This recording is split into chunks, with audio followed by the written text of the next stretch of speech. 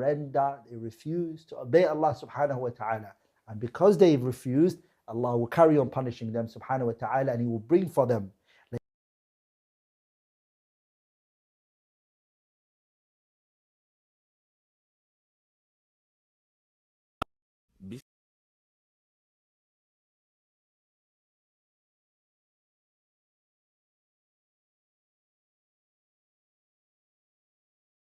أعوذ بالله من الشيطان الرجيم.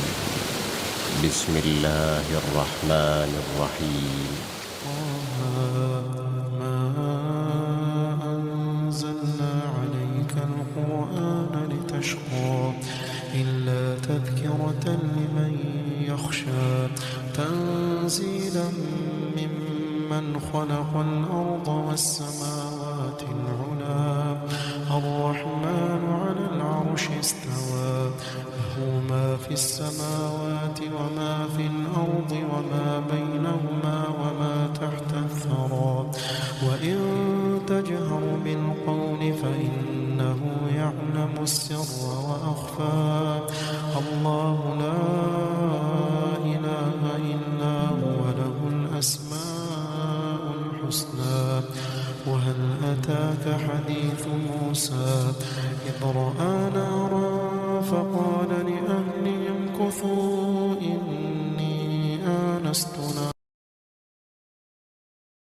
آتيكم منها بقبس أو أجد على النار هدى فلما أتاها نودي يا موسى إني أنا ربك فاخلع نعليك إنك بالوادي المقدس طوى وأنا اخترتك فاستمع لما يوحى إنني أنا الله لا إله إلا أنا فاعبدني إنني أنا الله لا إله إلا أنا فاعبدني وأقم الصلاة لذكري إن الساعة آتية أكاد أخفيها لتجزى كل نفس بما تسعى فلا يصدنك عنها من لا يؤمن بها واتبع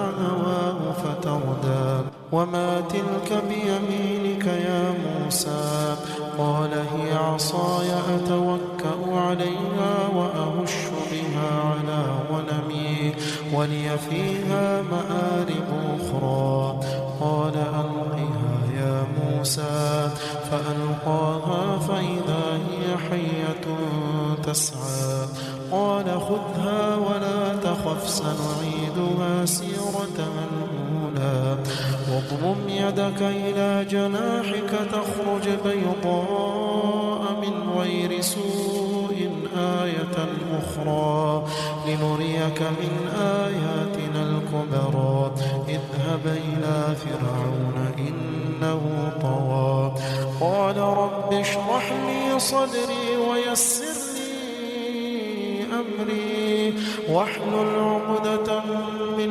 لساني يفقه قولي واجعل لي وزيرا من أهلي هارون أخي اشدد به أزري وأشركه في أمري كي نسبحك كثيرا ونذكرك كثيرا إنك كنت بنا بصيرا قال قد أوتيت سؤلك يا موسى ولقد مننا عليك مرة أخرى إذ أوحينا إلى أمك ما يوحى أن اقذفيه في التابوت فاقذفيه في اليم فليلقه اليم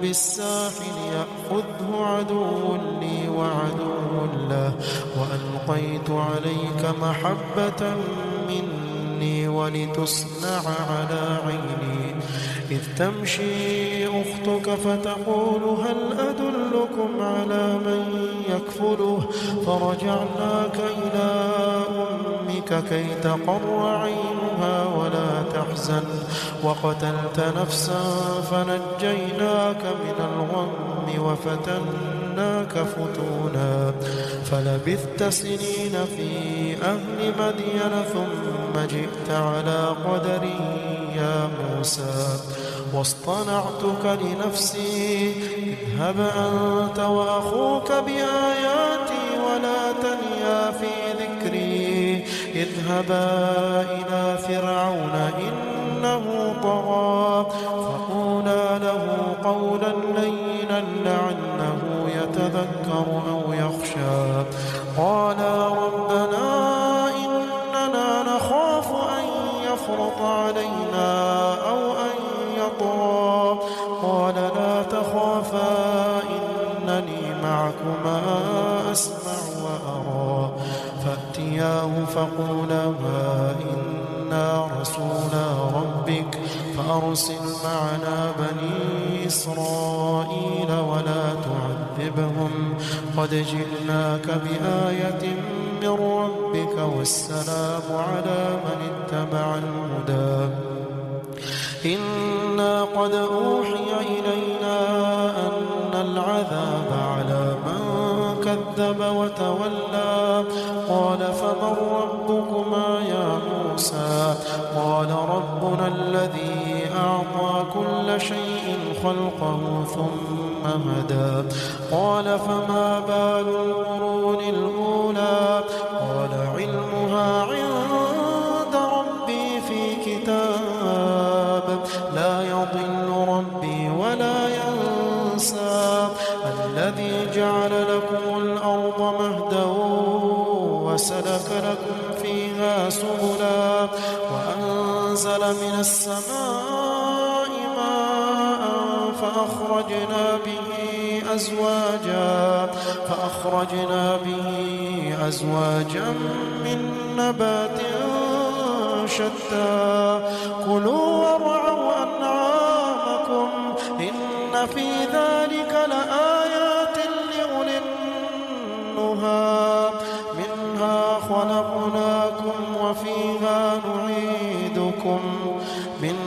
خلقناكم وفيها نعيدكم ومنها نخرجكم تارة أخرى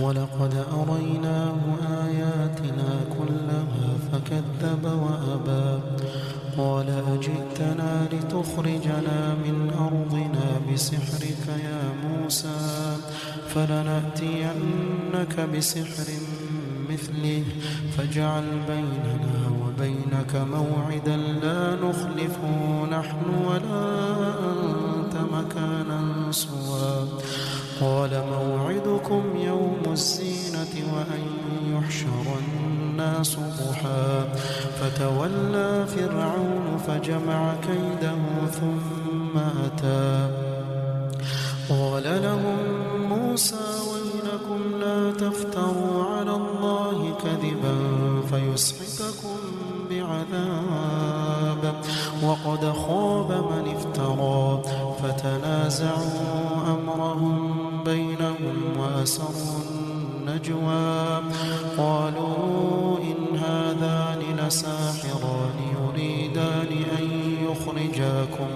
يريدان أن يخرجاكم من أرضكم بسحرهما ويذهبا بطريقتكم المثلى فأجمعوا كيدكم ثم أتوا صفا وقد أفلح اليوم من استعلى قالوا يا موسى إما أن تلقي وإما أن نكون أول من ألقى قال بل ألقوا فإذا حبالهم وعصيهم يخيل إليه من سحرهم أنها تسعى فأوجس في نفسه خيفة موسى قلنا لا تخف إنك أنت الأعلى وألق ما في يمينك تلقف ما صنعوا إنما صنعوا كيد ساحر ولا يفلح الساحر حيث أتى فألقي السحرة سجدا قالوا آمنا برب هارون وموسى قال آمنتم له قبل أن آذن لكم إنه لكبيركم الذي علمكم السحر فلأقطعن أيديكم وأرجلكم من خلاف ولأصلبنكم في جذوع النخل ولتعلمن أينا أشد عذابا وأبقى قالوا لن نؤثرك على ما جاءنا من البينات والذي فطرنا فاقض ما أنت قاض إنما تقضي هذه الحياة الدنيا إنا آمنا بربنا ليغفر لنا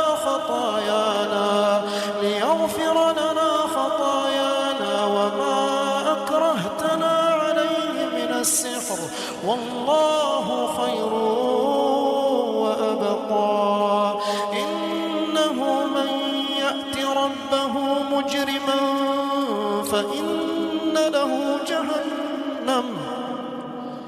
فإن له جهنم لا يموت فيها ولا يحيا ومن يأته مؤمنا قد عمل الصالحات فأولئك لهم الدرجات العلى جنات عدن تجري من تحتها الأنهار خالدين فيها وذلك جزاء من تزكى ولقد أوحينا إلى موسى أن أسر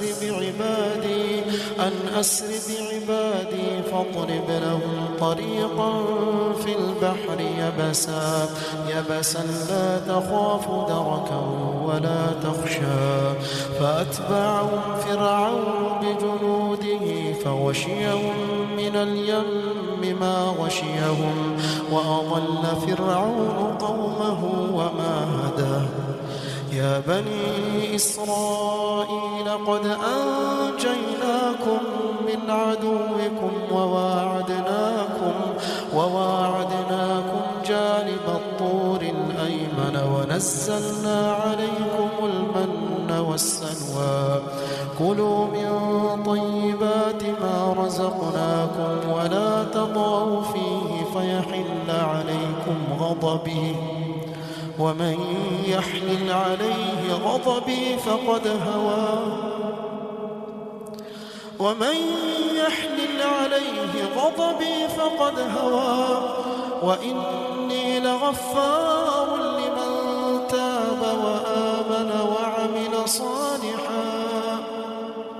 وإني لغفار لمن تاب وآمن وعمل صالحا ثم اهتدى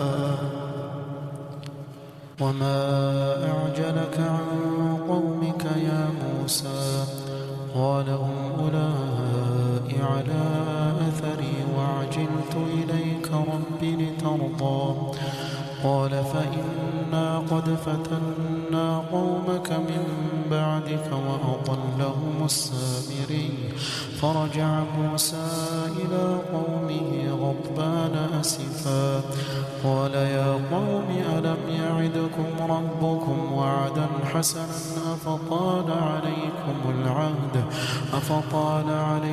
العهد أم أردتم أن يحل عليكم غضب من ربكم فأخلفتم موعدي.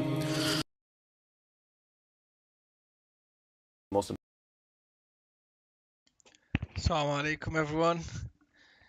Hope everyone's doing well today. Let me know if you can hear me please and if the audio is okay before we continue. Jazakallah to everyone that's turned up today. I think there's 6 of us. we'll be starting the Seerah from where we left off yesterday.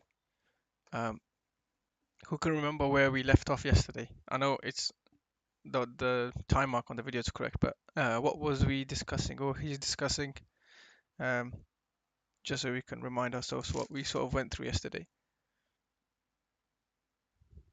You're welcome, Muslim, no worries. Boo, welcome.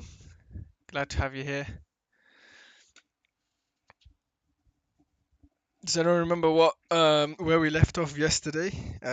What was he talking about? So he was talking about the description of Rasulullah sallallahu alaihi wasallam. What else was he talking about?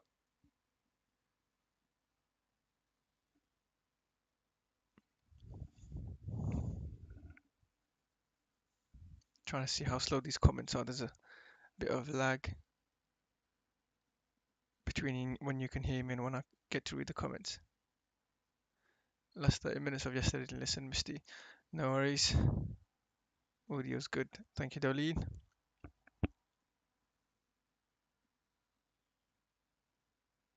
Don't worry, Boo. If you ever wanted to watch them, you can always go back whenever you're free to go and watch. Alaikum salam wa rahmatullahi wa barakatuh, Samsam. How you doing? Welcome. Darlene wasn't here as well. Well, Darlene, I'll try and do these earlier since it seems like it works for more people. And try and join if you can, inshallah. So yesterday we spoke about, or we listened to Muhammad Hijab talking about the qualities, the features of the Prophet sallallahu alaihi wasallam. And then we were moving on to him. So this is where we paused yesterday, I think, where it was on the virtue. Islamic corroboration of this, but courage was seen by. But we'll continue off just a few minutes before that. I'll try not to speak over it as usual, as much as I can. I'll try and just watch this, and we'll check the comments. I'll check the comments to see if anyone has any questions or anything during it. But you can also discuss it if you want in the comments as well. But I will try not to pause it too much, just so it doesn't disturb us and take too long. Because I'll try and finish this. There's about an hour, almost an hour left, and then after this, I'll probably play some Quran again and then leave, because I do have a few things I need to do. But yeah, if anyone's got any questions, ask away now. Otherwise, we'll get straight into it, inshallah, and finish off this part 2 of the Seerah. And remember, guys, for those of you who have not watched this, so Dolly and Boo, anyone else who's in here that hasn't watched this, this isn't like a standard Seerah. This is an intellectual Seerah, so it's slightly different to what you would normally expect of a Seerah. This is sort of going into more details, more factual stuff. So like, I think it takes out some hadith that are not, sahih. Sometimes in a lot of the Seerah stories, you get hadiths that are mentioned which are not sahih, which can be hasan and stuff. So this is more of an intellectual Seerah, so it's slightly different to what you would normally expect. I can only stay like 5 minutes. No worries, it's fine. If you wanted to watch it, you can watch it when you're free after the live's done. But thank you for joining, even if it's only for a few minutes.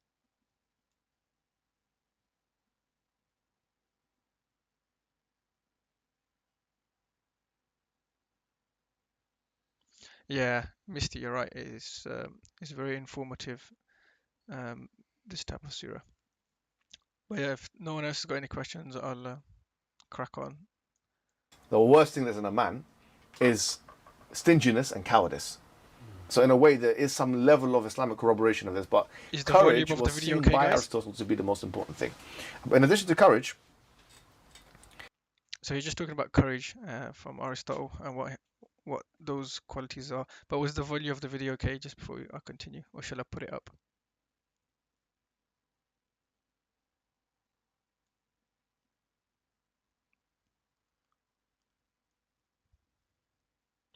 I need to try and see if I can fix this delay because it's way too long. It's loud enough. Volume's good. Okay.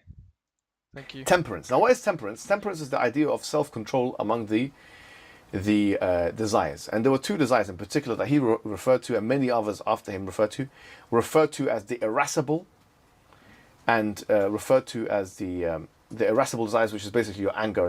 And being angry is being, you're irascible if you're angry. And what's the other one? And your sexual desires, yeah.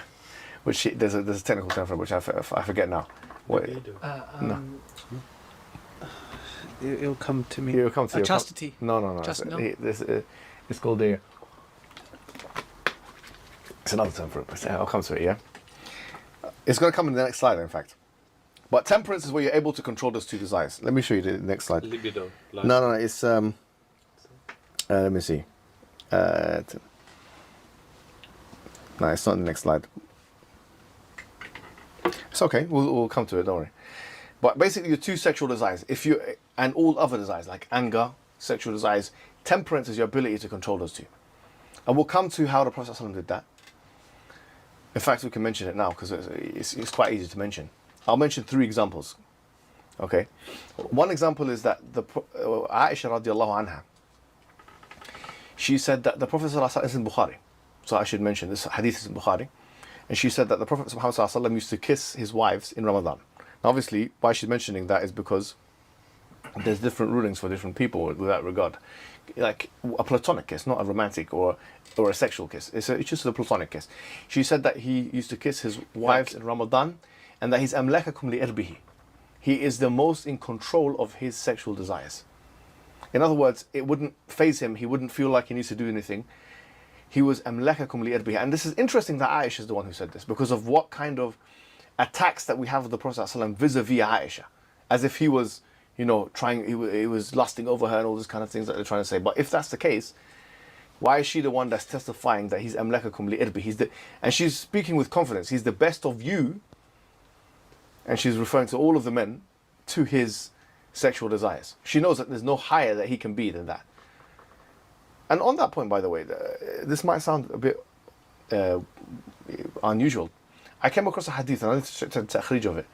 But the Prophet, Aisha said that she's never seen the Prophet's private parts. Now, you might find that unusual, but I don't know how that came about. But she says this.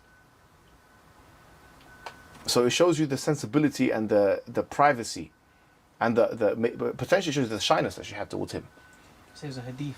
I'll bring the hadith. But there's that aspect. But that's the first hadith I want to bring is amlakum li irbihi. This is in Bukhari, this well-known hadith. The second hadith is the following. This is also in Bukhari, where there was a woman that Prophet ﷺ married. Not people know her name. Her name is Bint John. Al-Jawniya, or they give her different names. And she basically said in the night of consummation, she said, A'udhu billah mink. She said to the Prophet ﷺ, I seek refuge in Allah from you. Now, the scholars of hadith, they discuss, why did she even say this word? Ibn Hajar says, for example, Al-Asqalani, he says that Aisha radiallahu anha said to her, this is something the Prophet would enjoy for you to say. It's a weird thing to say, but she said that to try and create this discord and create a divorce. Maybe. And this is divorced, yeah? Huh? She was divorced. So what happened is that Prophet ﷺ said in the hadith, "Idhabi li ahlik," or go back to your family, which means it was divorced. Now, this is a very important hadith for many reasons. There are many anti-Islamic apologists, effectively, who are liars, who lie about the Prophet ﷺ, say that he forced women in a manner that is indecent. Yeah? But this hadith itself is a great refutation of that. Because if that was his proclivity and his temperament, then why is he telling another woman in the heat of the moment to go back to your family? When she indicated in not even a fully clear manner that she didn't want to be in that situation. He didn't say, no, I am your husband and it must be, and you must give me my rights. He said, if you don't want to be here, then you leave. And she left, and it was a divorce. And so there wasn't a consummation of that marriage. So the so-called, they call it grape or allegations, whatever, this itself shows you how feeble those attempts are. And by the way, there's no one hadith itlaqan that indicates at all that the Prophet ﷺ ever forced a woman to do something she didn't want to do in that regard. So it shows you not only that these accusations are false, but it also shows you that when the Prophet ﷺ, by the admission of the women around him and the testimonials around him, he was never taking advantage in that manner.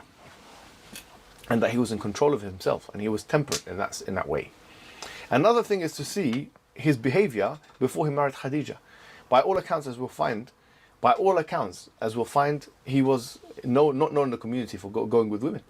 But if his behavior and his temper, if his general disposition was that of a man who was lustful and so on, so how don't we have any report, not even one, saying that he was engaging with a woman before Khadija? And when he was with Khadija, that he was only with Khadija. For a man of that age, until 25 years old, in that society, it would be seen as unusual for him to be chaste for that long, effectively. And then when he's 25 to 40, for him to continue just with one woman, and there's no indication that he even married a second. But that shows you a degree of discipline, and a degree of temperance, and a degree of controlling your desires. Especially in a situation, we think we have it bad. They had it bad as well. They had prostitutes, they had women, they had people who were naked, they had slave girls in the market, they had everything. We think we're the only men in history that have seen women on billboards and naked people. They also saw naked people walking around. The Prophet ﷺ was shielded from that and was not engaging in that culture. And there's no one report that indicates anything to the contrary of what I've just mentioned. So these are just 3 examples of the temperance of the Prophet ﷺ. Courage, I'm going to treat separately. That's why I've left it for now, because I want to define what that is. I want to talk about it, and it's one of those virtues that I think we need to talk about in a bit more detail. Liberality, and this is something which is kind of in the Quran. So it's between what is being stingy and profligate, which is the idea of being extravagant or spending money out of no reason and without wisdom. And Allah says in the Quran, وَلَا تَجْعَلْ يَدِكَ مَغْلُولَةً إِلَىٰ عُنُقِكَ وَلَا تَبْسُطْهَا كُلَّ الْبَسْطِ. Do not bring your hand, to your neck effectively. And this is like obviously metaphoric description. And do not extend it all the way, which means don't overspend and don't keep it too close. But if you look, and we'll talk about it, the Prophet ﷺ was generous, and he was the most generous. And I'll show you some of the hadith that relate to the generosity of the Prophet. You'll be very surprised. You'll be extremely surprised. Which, by the way, dispels and dismisses the hadith that I'm going to present. Dispels and dismisses the idea that the Prophet ﷺ was doing this for money, was for doing this for material gain. And we'll come to those hadiths in due course. But obviously, if we did this with every single one of them, it would be problematic. Magnificence is basically ihsan, proficiency in doing a good job of something. So this is one of the things that Aristotle talks about as well. And you can see the connection there between the Islamic paradigm. And there's many hadith of 40 nawi. If you're going to do something, then ihsan. But it's the idea, فَأَحْسِنُ الْقِتْلَى, if you're going to slaughter, then do it with ihsan, because in fact, this is a very interesting hadith, because it shows you that there are some things that you have to do more proficiently than others. For example, if you're going to slaughter an animal and you do that unproficiently, without prudence and competence, you're making the animal suffer. But likewise, if you are a surgeon and you have to perform surgery and you don't do that with ihsan, you can cause death. As the Prophet ﷺ said, "Man tatabbaba wa lam yakun bit-tibbi ma'rufan fa asaba nafsan fa huwa damin." Whoever who pretends to be a doctor and he causes injury to somebody, he's not actually a doctor, then he's actually responsible for that. And the same thing applies in da'wah and fiqh and all this kind of fatwa and all that kind of stuff. Because why not? At the end of the day, if you don't do it with ihsan, if everything is haphazard and whatever, then you are also, if people go astray, if people are misguided, then you are held account. So ihsan is something that the religion of Islam very clearly, and that's why I know we put it in his 40 hadith, because it's one of those things which are very clear, important things the religion of Islam mentions. Greatness of soul, he mentioned, which is effectively being high-minded, or the idea of not being afflicted by travesty. And we know the very famous hadith of in asabatu darra sabar wa in asabatu in asabatu sarra shakar wa in asabatu darra sabara wa shakar, that the Prophet ﷺ is advising everyone that if difficulty befalls you, then you have to be patient. If good things happen to you, you have to be thankful, and if difficulty befalls you, have to be patient and thankful. But if you think about the Prophet ﷺ's life himself, and we'll come to this maybe in what follows, but just this thing alone, like all of his children died except for one. Tell me of a bigger travesty that you can imagine happening to a human being. I mean, I cannot imagine something worse happening to another human being. If you've got children, you know what I'm talking about. There's nothing more difficult than you can imagine than losing your child. There's nothing more. All of his children, except for Fatima radiallahu anha, all of them died. He had to go through the pain that many times. And his wife and his uncle. Yeah, in 1 year. And his wife and his uncle. Yeah, exactly. Exactly, the year of sorrow and stuff. And how did he handle that? The child, your spouse is. How did he handle that? The fact that he handled that with grace and with patience, and that was documented, wallahi, it shows this man is practicing exactly what he preaches. And it's very important also to note that there was a very interesting and famous hadith of the Prophet ﷺ going to the graveyard, and there was a woman wailing and stuff like that because she had lost her son. And then that particular woman, she started saying, you know, you don't know what I went through and you don't know whatever. He walked away, and then they told her that's the Prophet of Allah. And then she went back to him, and what he said to her is very powerful. He said that as-sabru 'inda as-sadmati al-ula, that certainly patience is upon the first calamity. So it has, see, look, these Aristotelian principles, you can see how Islam is actually much more advanced in telling us how you can implement them.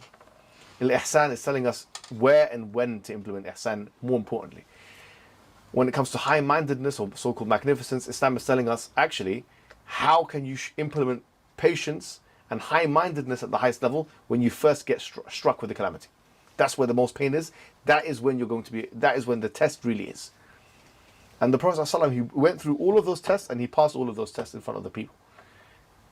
And that shows you, it shows you resolve, it shows you depth of character, and it shows you that he is practicing exactly what he preaches. And that's something that if you're a fraud, you'd be completely exposed. If you're doing these kinds of things and then your children die and stuff like that, but you didn't have what you claim to have, patience and high-mindedness and stuff like that, then you would crumble at that. Screaming and, oh, how can my kids, and bring the people around me, and do you know what I mean? If he didn't have those characteristics, how would somebody who doesn't have those characteristics respond to 5 children dying, his wife dying, his uncles dying, so many people in jihad dying as well, his close relatives? He always picked himself up and continued. We would never be... The incident of Taif as well. The incident of Taif. Yeah. Do you know what I mean? Which we're going to cover in more detail, of course, as well. Gentleness and kindness. Now, I'll mention some hadith on this separately because I think it requires a special treatment. But that's another thing that he mentions. Truthfulness about yourself, self-accountability. There is something called the psychology of delusion. I'm not sure if you've come across it. There's actually studies done on the psychology. Sorry for pausing it, guys. I'm going to quickly go and pray. Dhuhr. I'm going to continue the video whilst I pray. If you can, try and make notes, or if you can, just remember from now until I come back. I'll pause it again when I'm finished praying, and then I'll see if you guys can tell me what I missed out on. So try and make notes, try and remember, and then you can help me. You can catch me up on what I missed. Also, I saw this thing once, and it was like, the best way for you to learn something is actually like trying to teach it to someone else. So like even if you're learning something new, like memorize it or learn part of it and then try and teach that to someone else. And that's like one of the best ways that you can retain that information. So I'll carry on playing this and then when I come back, I'll stop and try and see if you guys can catch me up on what I missed out on. All right, salam. Psychology of delusion. And in the psychology of delusion, you'll find that most researchers, they define delusion as someone actually having false beliefs, and they differentiate delusion with what is referred to as highly valued ideas. So you can have a highly valued ideas, but delusion is different. And it's so shocking because if you look at all of the definitions of delusion, the transgender movement, it effectively fulfills all of them.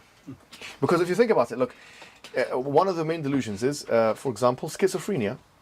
Like that is, in terms of the mental disorders that somebody can have, what is a schizophrenic person? Someone who sees things that are not there. They're hallucinating. I'm not sure if you've ever engaged with someone who's schizophrenic, but the schizophrenic person is one of the hardest things to deal with. They're given drugs and this kind of what's referred to as antipsychotics.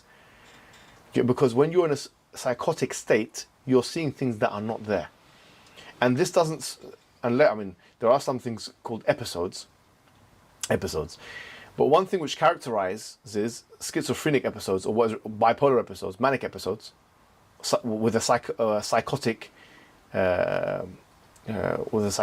character is that they don't always happen. They're not coherent.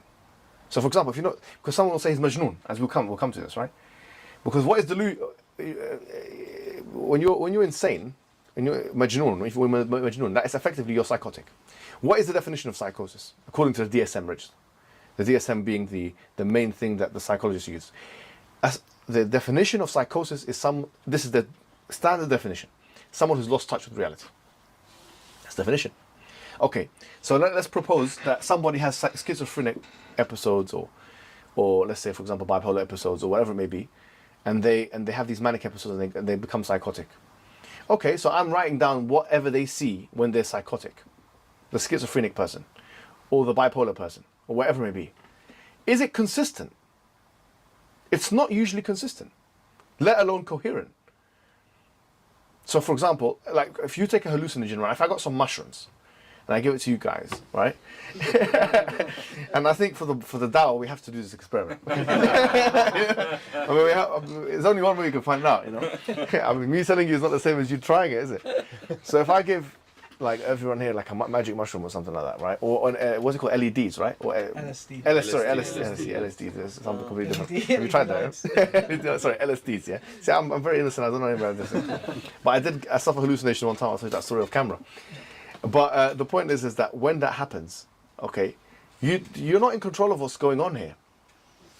Maybe you'll see this and you'll see that, and then you take the drug again. You're not going to see the same things over and over again.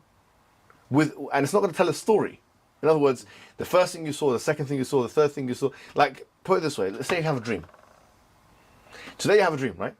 What is the chances that you have a dream every day and it's like episodes to a Netflix series? In other words, everything is connected to the next dream. There may be a human being that has that kind of experience, but that experience is rare if not non-existent. In other words, every time you go to sleep, I'm going to sleep now, and you have a dream and it's like episode 1. And then before the next dream you have is like, what do you call it? It's like the last episode of of your dream. This happened, and then the next.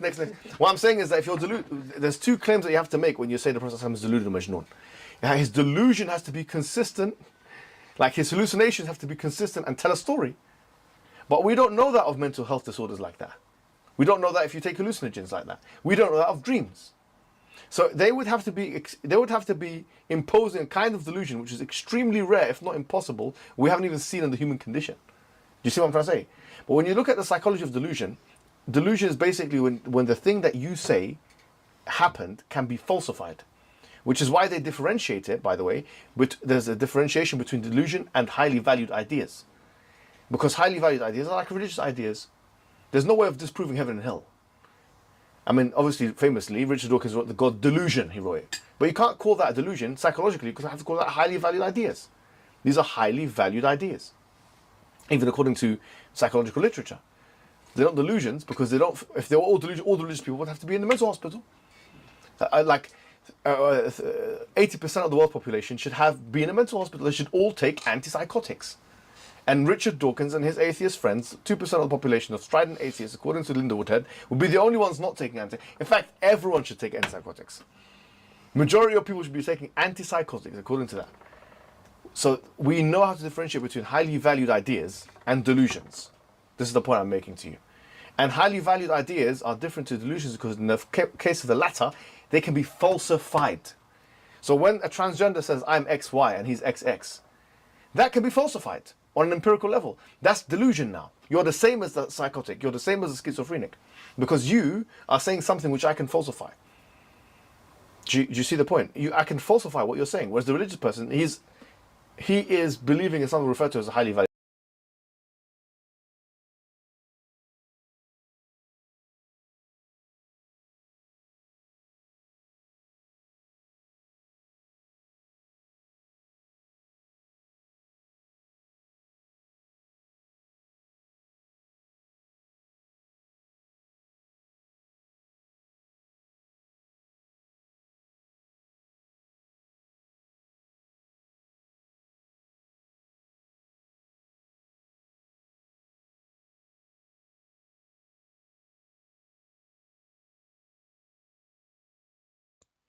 Assalamu alaikum, guys. Sorry, my mic was muted.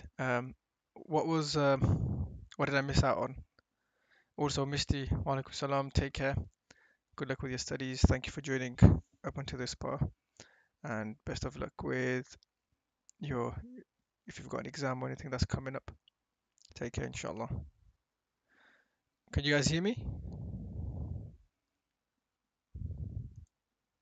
If you can, let me know, and also let me know on what I missed out on. Alright, thank you, boo. What did I miss out on? Everyone just spam any part of it that you can remember.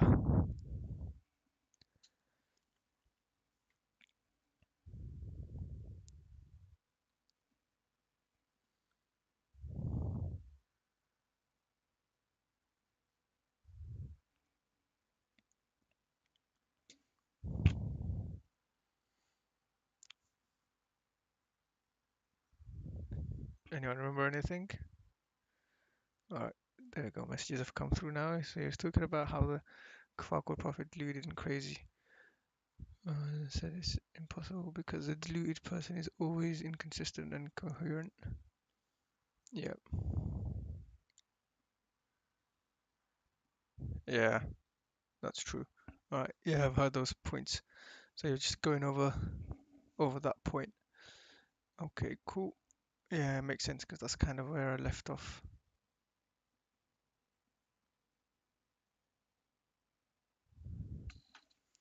It's true.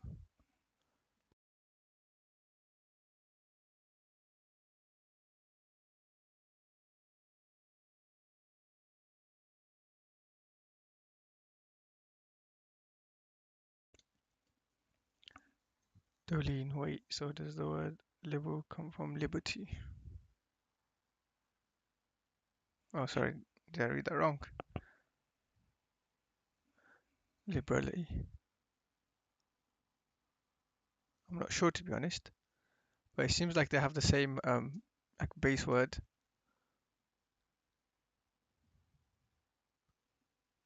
So I presume it would, but I'm not too sure, to be honest.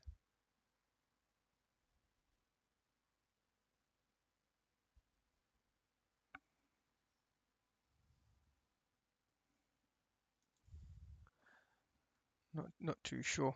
Was there anything else that he mentioned before we carry on? Was that all?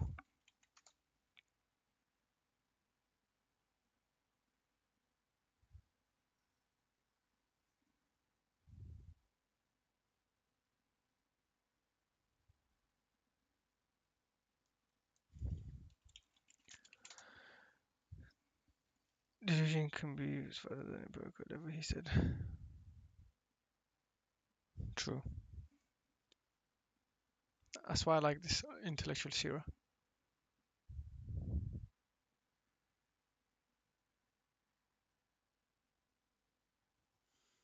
Darlene, I just checked that it says it's the quality of being open to new ideas and free from prejudice, and the quality of giving or spending freely. So I think they are kind of linked. Whereas religious ideas, even an atheist disagrees, they can never falsify them empirically or disprove them. And that says so they're characterized by being inconsistent and incoherent. Using this, you can differentiate what's really delusional trans people who say they're XY but they're XX versus highly valued ideas. Highly valued ideas are things like heaven, hell, which are not the same as delusion. Okay, thank you everyone for that. Let's carry on. I'll move it back like 10 seconds or so we can get a trail of thought back. That can be falsified on an empirical level. That's delusion now. You're the same as the psychotic. You're the same as the schizophrenic. Because you are saying something which I can falsify. Do you see the point? I can falsify what you're saying. Whereas the religious person, he is believing in something referred to as a highly valued idea. So the idea that the Prophet is deluded. There's no evidence that his temperament or his disposition or that his behavior is the behavior of a deluded man. When did he? Do you know when you suffer a psychotic episode? You sweat, you scream, you do this. You don't. I mean, if you've seen it, especially if what would you have? What bipolar? You think if you have a bipolar, it's the only thing you're gonna do be psychotic, and that's it. Psychosis is rarely ever in a vacuum. Psychosis usually happens in an array of different things happening at the same time.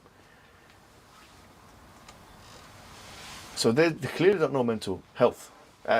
Quite frankly, I mean, we're living in an age of mental health where mental health can be seen as somewhat of a religion, and yet they don't even know about that. So to call him deluded, he's not. And in fact, you can see a deluded person can be, obviously in the virtue sense, overconfident of their own ability to a level which is improbable, to a level which is completely improbable. But every single one of the calculations of the Prophet Muhammad ﷺ has produced positive results. So in other words, if he was deluded, then how could his delusion produce that level of positive results? Because the Sunnah Kawniyya, we know that you cannot actually get somewhere without putting in the work. And we'll come to Badr, for example, where the Prophet ﷺ, right before Badr, he was making dua to Allah. So much so that Abu Bakr Siddiq had to tell him, like, don't need to continue making dua like this. Yeah, and Allah will listen. He didn't say that, but he said, like, he's trying to. But if he was overconfident in his ability, he would make a dua like that. He put it in Allah's hand. وَمَا رَمَيْتَ إِذْ رَمَيْتَ وَلَكِنَّ اللَّهَ رَمَى, for example. You didn't throw when you threw, but Allah threw. So his behavior is not somebody, he would make strategic decisions. It wasn't, let's just go haphazard and this and that. If that's the case, then why didn't history see every leader as a deluded person? And these should be the top leaders that have the best results. Yeah. What about the phraseology, or when people say you have to be deluded to be successful and stuff like this? Like big entrepreneurs, big innovators, they're deluded. How do you unpackage that from that? No, it's Fake it until you make it. yeah. Fake it until you make it. Fake it until you make it is that phraseology. You cannot fake it until you make it in certain fields. It's impossible. Okay, fake it until you make it. Go to do a mathematics exam and see how good you are. Fake it. You've done no maths, and you go and do like a top level mathematics exam. Let's fake it until make it. See what can happen. Not gonna fake it till you make it. It's like a boxing match. Yeah. So okay, fake it till you make it a boxing match. Yeah, you'll see. Everyone You has a get plan punched. until you get punched in the face. You can fake it till you get punched. Yeah. Yeah, so fake it till you make it. You've seen that. Like for example, these guys that will go into Deontay Wilder and it knocks him out, and this is the troll and this and that. It's humiliation. That's the only way to get these people to understand. Deluded people need help. And sometimes delusion is not psychological like that. Sometimes the person is actually overconfident with their ability. But that Prophet never showed that. Is what I'm trying to say. His temperament wasn't like that. It was very measured. Everything you will see as we go through the seerah that was the case. Obviously, one of those is equity, which is like adl and so on, being just and equitable and fair. We'll come through that, and forgiveness. And there's lots of examples of that. Mecca, Fath Mecca, and Wahshi, and all of them Sahih Hadith. And obviously, someone could say, well, Fath Mecca, idhabu fa'antum tulaqa. This particular when he said leave your particular phraseology, some anti-Islamic apologists say that this is daif, this hadith. Even if we say it's daif, no problem, it's daif. Even Albani says daif, no problem, that hadith is daif. But still, there's other hadith which say that whoever goes dakhala dar Abi Sufyan fahuwa amin, for example. This is a hadith of Bukhari. Whoever goes into the dar of Abu Sufyan, he's safe, which means that particular hadith is not needed. And we know for a fact, we don't even need that hadith, we don't even need any of the hadith, because we know for a fact that happened, that Prophet Muhammad forgave Mecca. They will say, what about these people that he assassinated and this and that? Every single name that you can bring, and we can come to this, and we will come to this, they had either been physical, attacked the Prophet's daughters, a lot of them actually attacked, one of them killed the baby, or they tried to kill the Prophet himself, or they were trying to kill the Muslims, or they were a threat, an existential, or they were a real military threat. And how comes there's a few of them only? So we'll come to that. It doesn't cancel the forgiving gesture that Prophet ﷺ put forward. And we'll come to that. And modesty, which is something the current age subhanAllah, we don't have much of, frankly. And what is modesty? Is refraining from shameful and lewd behavior. And we've come to that. I already spoke about the Prophet ﷺ. And by the way, modesty is something praised in Islam. And it was praised by Aristotle. You'll see that a lot of the stuff nowadays, we're living in a shameful age. And that is because modesty is not emphasized as a virtue anymore. There's a book written by someone called Alistair McIntyre, and it's called After Virtues. Okay, it's seen as one of the most important books in moral philosophy in the last 100 years. The guy who used to work in London Metropolitan University, he wrote this book, and it was about, he's basically saying now we're in a liberal age, and things have gone worse after the time of Aristotle and stuff like that. And he mentions Aristotle, and if you look at chapter 12 and chapter 14 of the book, he describes the virtue ethics of Aristotle and something like that. But what I'm saying is that you can see why a lot of the things that are happening today are happening, because we don't have, this was a more developed, even though it was 2,400 years ago and it was in the West, it was more developed than what they have now in the West. Now, another point which is interesting is that a lot of these things can be argued on consequentialist grounds and deontological grounds. Remember, we said that there are three things in the Western tradition. There's deontological ethics, there's virtue ethics, and then there's consequentialist ethics, right? There are three things. Virtue ethics is what we're talking about now. But you can actually say that the virtue ethics, although they're not prescriptive, a lot of them you can say, well, if people were not courageous, you'd have these consequences, negative. If people were not modest, you'd have these consequences, negative. So in other words, a lot of the virtues can be said to be, you can argue for them on a consequentialist level. It's better to have people in the world who are courageous, who are modest, who are whatever, on consequentialist reasoning, even on deontological reasoning. So that, in many ways, shows you the power of the virtue ethics, because it enjoys widespread support. Having said that, there are criticisms that we can bring to the table, but we'll come to that in a second. What Aristotle does is he says, look, you've got two extremes and then you have the middle ground, right? So I'll give you some examples. He says you've got rashness, someone who's reckless, effectively someone who's reckless, right? And then you have someone who's a coward, and in the middle you have someone who's brave. So the virtue is somewhere in the middle. That's what he's saying. So you have someone, well, this is the word, licentiousness, okay? That's what someone can't control their sexual desire. Remember, I was saying the irascible and the licentious, yeah? Someone he's an addict, a sex addict. He has sex evidence of any woman he sees, like Russell Brand used to be back in the day, sorry to say. And it's not virtuous.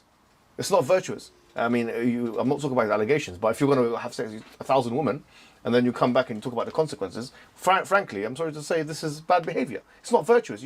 Someone should have told you this is unvirtuous behavior. So this is licentiousness. And he's, doing this and doing that. This is licentiousness. So you have licentiousness on the one hand, and indulgence, and then you have insensibility, which means this guy he has no vigor. For example, doesn't want to have sex with his wife. He's at home, every day, he's sleeping on the couch, he's sleeping This is what, I would rather be a sex addict. no, but obviously in the halal. But not doing zina, but I'm just saying, that's worse, because then you're taking the haqq away. At least with this one, you're harming yourself, but you're not harming the woman. And likewise, if you're the same thing as a woman, what I'm saying, so long as you're not doing haram. The point is that this is deficiency. And I'd rather be rash than a coward. I know that sounds bad. Usually, I would put to you that a lot of the excesses are better than the deficiencies, because deficiencies render you closer to being a dead man than being alive. But the excesses are something you can refine. I'll put to you that. Anyway, the next thing is prodigality and meanness or liberality. So we talked about this, not being stingy, we talked about the middle ground. Vulgarity, yeah, and pettiness, and then you got magnificence, this high-mindedness that we spoke about. Oh, look at this one, pusillanimity. Okay, right, and vanity. Okay, and then you have the middle ground, which is magnanimity, right? So, and it goes on and on and on. But the point is irascibility, lack of anger, this and that, and the point is. He also mentions, next slide, he also mentions some intellectual stuff. You have to be intelligent, this and that, wise, have understanding, and all these kind of things. The thing is, we as Muslims see it a different way. Yes, it's true that if you have more knowledge, Allah raises you in levels when it comes to Islamic knowledge, because it's the knowledge of guidance. Allah says that in the Quran. Allah who raises in degrees those who have been given knowledge those who have believed in being given knowledge among you. Surah Al-Mujadala, chapter 58 of the Quran, right? However, having said that, we don't consider you to be more virtuous only by having more intelligence, because that is intelligence is really seen as a gift from Allah. Like in the sense that it depends on your opportunities in life. Like if you're good at certain things, now it is a virtue in one sense, but in another sense it's really to do with where you lived and what opportunities you were given.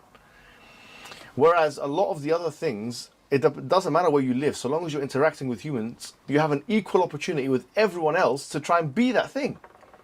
So in other words, you can be humble, for example, you can be humble wherever you are, in whatever part of the world, you still have that test. And you can be a very virtuous person without having the opportunities of the elites. So a lot of the discourse of Aristotle and the virtue ethics, you can see it moves or leans towards a kind of elitist discourse. So the more clever you are, the better you are. Then you can see, okay, the snobbery will come in, and the inequality will come in, and this and that, and thinking you're better than other human beings because you're more knowledgeable than them, and you can see where it can come in.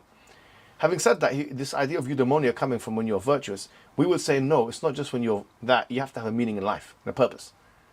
And what better purpose, and the only purpose you can have is the purpose of life, which is to worship Allah. So being virtuous by itself is not virtuous. The only way to be virtuous is to believe in Allah. So, you know, iman, and then amal salih. By just having amal salih, without iman, it's haba'an manthura, in fact. It's not good enough. Because you're doing it to what end, and to what goal, and to what objective, and for what reason? Meaningless. It's meaningless. So being good is only good if you're doing it for a reason. And we don't believe in just doing good things frivolously or capriciously. We believe that it has to be done for the ultimate goal and objective in life, which is to believe in Allah. And if you think about something else, and I've been thinking about this myself, what is the ultimate, for example, let's just take one thing. What is the ultimate level of ingratitude? Because ingratitude is a vice by everyone. If you're ungrateful, it's vice. The worst kind of ingratitude is the ingratitude towards the Creator. So you can be virtuous to all the creation, to all the human beings, but if you're ungrateful to the Creator, then that would tip the balance towards ingratitude, that you're bad, in fact, rather than good, you're not virtuous. What's the worst kind of cowardice? The worst kind of cowardice is not to ask yourself why you're on this planet and what you're doing here, and to come to the conclusion that actually we're created and so on. All of these virtues and vices can be directed to Allah subhanahu wa ta'ala, because if you're not showing it to the khalq, to the Creator, then the Khaliq, then showing it to the Khalq is not going to compensate for that, unfortunately, because of the loss that you're. So if you don't have iman, if you don't have the belief in God, then it's all a waste of time. And obviously, as we know, goodness we believe is good linked to God, and that He's al-bir wal-bar. He is the goodness. So everything good comes from good, from the good, which is Allah. Now, having said that, we have our own tradition, and it's interesting that Al-Ghazali is probably, I'm saying this as a matter of opinion, but you could argue, but his book on this, Ihya Ulumuddin, which we have a copy of that, if you want to read it, but Ihya Ulumuddin is probably the best thing that was produced in this regard, where you're talking about in Islam, probably, because he compartmentalizes, he defines it, he gives examples, he gives hadith. Now, we know that, a lot of the hadith there are weak. We've spoken about that at length and stuff like that. Which taba, Sheikh, would you recommend which doesn't have the weak hadith? There are a couple of summaries. Yeah. For example, Ibn Jawzi has a book called Minhaj al-Qasidin, في اختصار إحياء علوم الدين. And then came along Ibn Qudama, another figure, not Ibn Qudama al-Maqdisi, who authored Al-Mughni, the well-known Hanbali scholar. So he summarized what Ibn al-Jawzi produced. So we have the summary of Minhaj al-Qasidin. And for example, Jamal al-Din al-Qasimi has a book called موعظة المؤمنين تهذيب إحياء علوم الدين. Actually, it's another summary. So is there anything which gets rid of all of that? Because we know there's weak hadith in there. And what happened, there's a well-known figure, Al-Hafiz al-Iraqi, he has actually a book في تخريج mentioning, just commenting on the hadith that are within إحياء علوم الدين. اللي هو المغني عن حمل الأسفار في الأسفار. He's just proposing a title that through this book you will not need to bring other books in order to identify the weak narrations and the accepted narrations within Ihya Ulumuddin. So usually the majority of the editions that are produced of Ihya Ulumuddin, they just mention the comments of Al-Hafiz al-Iraqi upon those hadith. But the problem, the best edition, I would say, اللي هو the edition that was produced through Al-Minhaj, Dar al-Minhaj, But the problem with that edition, especially, they didn't include what Al-Hafidh al-Iraqi wrote. So we have a good edition on every front other than the issue of hadith. And the majority of other editions are not the best editions in comparison with that edition, but at least it contains Al-Iraq's book on the matter. Well, that's for the Arabic readers. I mean, the English, unfortunately, we don't have any of that stuff translated into English, but there's going to be a lot of people that'll be watching that and stuff and trying to get these editions. So thank you for that. Certainly, it's been translated, this book it's been translated into English, but when you're reading it in English language, beware that the hadith are problematic. There's a lot of weak hadith in there and stuff like that. So you'd have to do your homework and see which ones are not, and literally underline them and see what's going on. Nevertheless, it's probably the best in terms of the psycho-spiritual aspect of the human being. Like, for example, to give you a bit of a taste of some of the things, obviously the book is divided into 4 different, it's called quadroons, so quarters, yeah? And the 3rd and 4th quadroon are effectively about, vices and virtues in a way. It's things that will destroy you, al-muhlikat and al-munjiyat, which are things which will save you. But really what they are vices and virtues. I mean, the 1st and 2nd book were about transaction. The first was about worship, and then the 2nd was about transaction. Then about munjiyat and muhlikat. But this is the 3rd and 4th quadroon. I'll give you an example. Condemnation of rancor and envy. See, Aristotle doesn't really emphasize that as much as a vice, as much as rancor and envy. Do you see what I mean? Like al-hasad, al-hiqd and al-hasad, for example. Then you have miserliness, or we know, stinginess, right? And he does. Condemnation of the love of wealth, so loving the dunya too much and stuff like that. There's a book there. Pride and conceit. Pride is kibr and conceit is effectively ujub. So he puts them both together. Ujub is self-grandiosity or self-amazement or self-aggrandization, whatever it may be, right? And it's breaking the 2 desires which we talked about already, the sexual and the anger. These have all been translated. I think Abdul Hakim Murad is the one who translated that one, Timothy Winters. But these have been translated to English language. It shows you, brings the hadith together of what the Prophet ﷺ said and stuff like that. And I'm only bringing this to your attention to show you the Islamic resources on the matter. And this is probably the most important one. Obviously, we can talk about other resources. The 4th quadroon, as you can see, on patience and thankfulness. Because what it tells you is, effectively what we're trying to do is tell you what the mistakes could be that you're making. You could be a jealous man. You could be an envious person. You could be an angry person. You could be someone who can't control your desires. That's your problems. Okay, so what are the solutions? Get rid of that. Expunge yourself from this. Like, if you've got rubbish in it, if you've got some contaminant in this particular bottle of water, then you remove a takhliya and a tahliya, as the people of Tazkiyah mentioned. You remove the impediments and then you try and put the good in there. So you remove expunge yourself from the bad, and then to add on to that, patience and thankfulness, fear and hope, repentance, sincerity and truth, and so on and so forth. So having said that, I want to just take a couple of, I know it's, how long have we, okay, we're all right, yeah, we're okay. We'll do a couple of case studies. We're near the end, don't worry, tail end of the discussion. But I wanted to take a couple of case studies of the Prophet Muhammad's some of his virtues, okay, and just spend some time with them. I know we have already done that to some extent, but just to emphasize the point a little bit more. So we said courage. Now, what is courage? And Muhammad Jawziyah says, هي ثبات القلب عند النوازل. It's a very, very good definition, actually. He says, courage is when your heart is firm when the calamity strikes. That's what his definition. Another definition, and some people have differentiated courage between military courage, physical courage, and moral courage. Yeah, he says, this guy called Matthew Penalto, he says, moral courage includes acting in the service of one's conviction in spite of the risk of retaliation or punishment. Aristotle says that this fear of action or feeling excess moral, so it's as we said, it's between the two. It's rashness and recklessness on the one hand, and cowardice. So courage is in the middle. Yeah. This guy Putnam, I don't know who he is, but I found him. He says that high levels of fear than a coward is somebody, right, who would experience high levels of fear than a situation calls for and low levels of confidence. I don't agree with this, by the way. I agree more with Costamato, who is actually, I don't know if you guys know, but he's the trainer of, Yeah. who is he the trainer of? Mike Tyson. Mike Tyson, right? And listen to what he says, very powerful. It's one of the best quotes in courage I've seen. He says, the hero and the coward both feel the same thing, but the hero uses his fear, projects it into his opponents while the coward runs. It's the same thing, fear, but it's what you do with it that matters. It's not about feeling fear. Like this guy Putnam, he's an academic, he probably has no idea about this situation. I don't know why he's even writing about it. He should be ashamed of himself. Really. You know what I mean? Someone who's never engaged in any kind of confrontation is talking about courage and stuff like that in a theoretical manner. But really, what courage is, and I think Custom Matter is right, it's not about feeling fear, because you can't control that. If a lion comes here, and we're all jumping on the tables. If a dog comes in, we're all jumping on tables. You know what I'm saying? Like a vicious dog. It's not about feeling fear. It's about what you do with the fear. It's about how you act despite feeling that fear.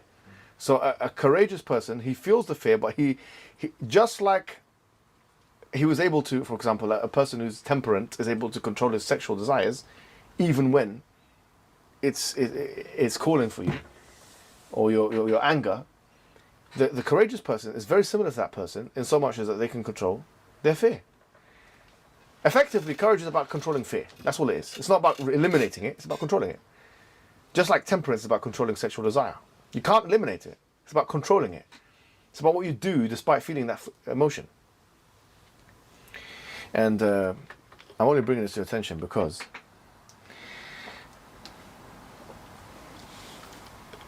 we're going to look at some hadith. Okay, so like for example, the Prophet Muhammad sallallahu alaihi wasallam, right?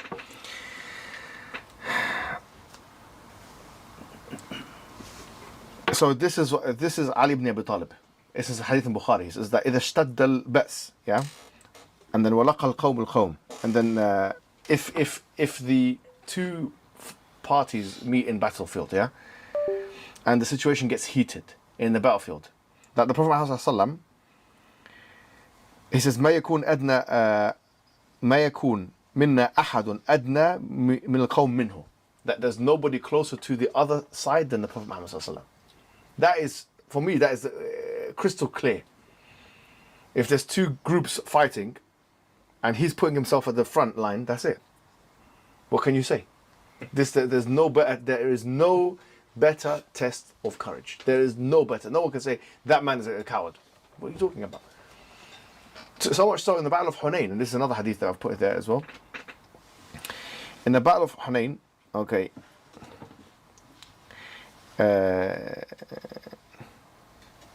when the companions were seeing that they had failed, the Prophet Muhammad sallallahu alaihi wasallam was in the battlefield and calling them back, saying, "Ana nabiyyu la kadhib, ana Abdul Muttalib." I am the true prophet, no lie. I am the son of Abdul Muttalib. So he's saying, "Come back to fight." So he's fighting. He's telling them to come. So it shows you courage has levels. And the Prophet sallallahu alaihi wasallam, he was at the top level of courage. Unfortunately, we're not even going to be able to. It's a virtue we can't even test in the modern age. Which shows you that, subhanAllah, we have not been chosen for this. We have not been chosen to nurture that virtue because we don't have the opportunities that they had. Our best opportunities is in sports. And moral courage, as the guy was talking about, saying the right thing. Our levels of courage as men in the modern age can never even be tested at the level that these guys were engaged in. No way. So what I'm saying is, and even in sports, there's a hadith, and it's a hadith of Rukana. Now I came across a weak hadith. Okay, it's a weak hadith. However, Ibn Kathir says, it's a jayyid sanad. I came across Ibn Kathir. He says that the sanad is actually like jayyid. Okay, it's not that bad. And I know there's one particular hadith which Albani also makes hasan. Anyway, the hadith is that this guy was a champion wrestler. We're talking about champion wrestlers, and the Prophet Muhammad sallallahu alaihi wasallam engaged with him in wrestling. Which shows you that because courage is context specific. Courage is context specific. So if you can do it in the battlefield, it doesn't necessarily, it's conceivable that you can be great on the battlefield, but when it comes to public speaking, you find it scary. In fact, there's surveys that have been done that shows that people that are most scared of public speaking, for example. But the Prophet sallallahu alaihi wasallam done both. He went on the mountain of Safa and he was saying, if I were to tell you that I was such and such, would you believe me? That there was an army on the other side, would you believe me? They said, yes, we believe you. Imagine going in front of your whole town and making an announcement like that. So now that requires a kind of confidence and courage when it comes to the public speaking realm. But also he's in the battlefield in the front lines. That shows you that his courage was across all categories. So that's a virtue you cannot deny the Prophet Muhammad sallallahu alaihi wasallam. For example, I'm giving you, and then in sports, this, I mean, imagine it. You've got the champion wrestler, undefeated, undisputed, yeah, and then the Prophet sallallahu beats him in the wrestling match. Puts his, my back has never reached hit the ground like that. So he's engaging in sports. He's engaging in, he's running, this, that, fighting, public speaking. He's putting himself out there. And if you're a person who didn't believe in your own ability and you didn't believe Allah was helping you, you were making it all up, you wouldn't have that courage. Where would it come from? Where would the courage come from? His courage came from tawakkul, from reliance on Allah subhanahu wa ta'ala.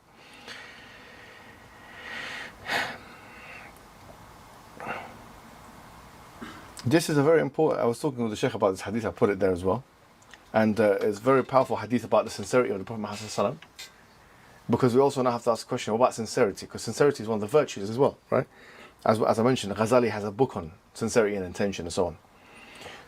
And this is very powerful because what it is that after Al-Isra wal-Ma'raj happened, this hadith is sahih, yeah? It's narrations in Musnad Ahmad, but it's sahih hadith.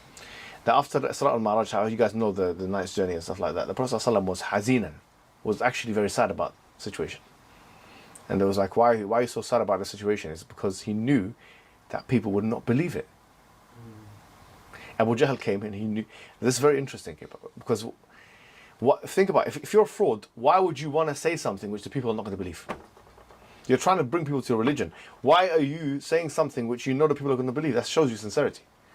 And then Abu Jahl came along and says, go and tell the people, go and tell the people. And then he went and told the people because he had the moral courage, as we were talking about, moral courage, and if something is true, it's true. And also he was the true prophet, and that was obligatory upon him. He went and told the people, and some of them were putting their hands on their head like that, some of them were clapping, some of them were, they were shocked. Some of them left Islam. So what I'm saying to you is, why would he say something of his own volition that had the net effect of letting some people leave Islam, such that the enemies of Islam would rejoice at it, because he had to say it, because it was part of the deen, because and it shows you he has moral courage and sincerity. The fact that his temperament was hazin and he's sad is a very, very powerful hadith to that effect. And then you have more, for example, and this is a famous one, but I'll just mention it anyway. When his son died and the sun and the moon eclipsed, and he could have used that and he could be opportunistic and he didn't. But it also shows he's not delusional, because we know that's sincere. We can all make the argument this shows you sincerity and it's not opportunistic and all that kind of stuff. But we can also say, well, he could have been delusional. If he was a true delusional person, why say, yeah, that happened, it's because of my son? Yeah, of course it is. It also strikes out the delusional card as well. So when you look at the Prophet Seerah, it shows you sincerity, lack of delusion. And we talked about the Safa hadith, and this is there as well.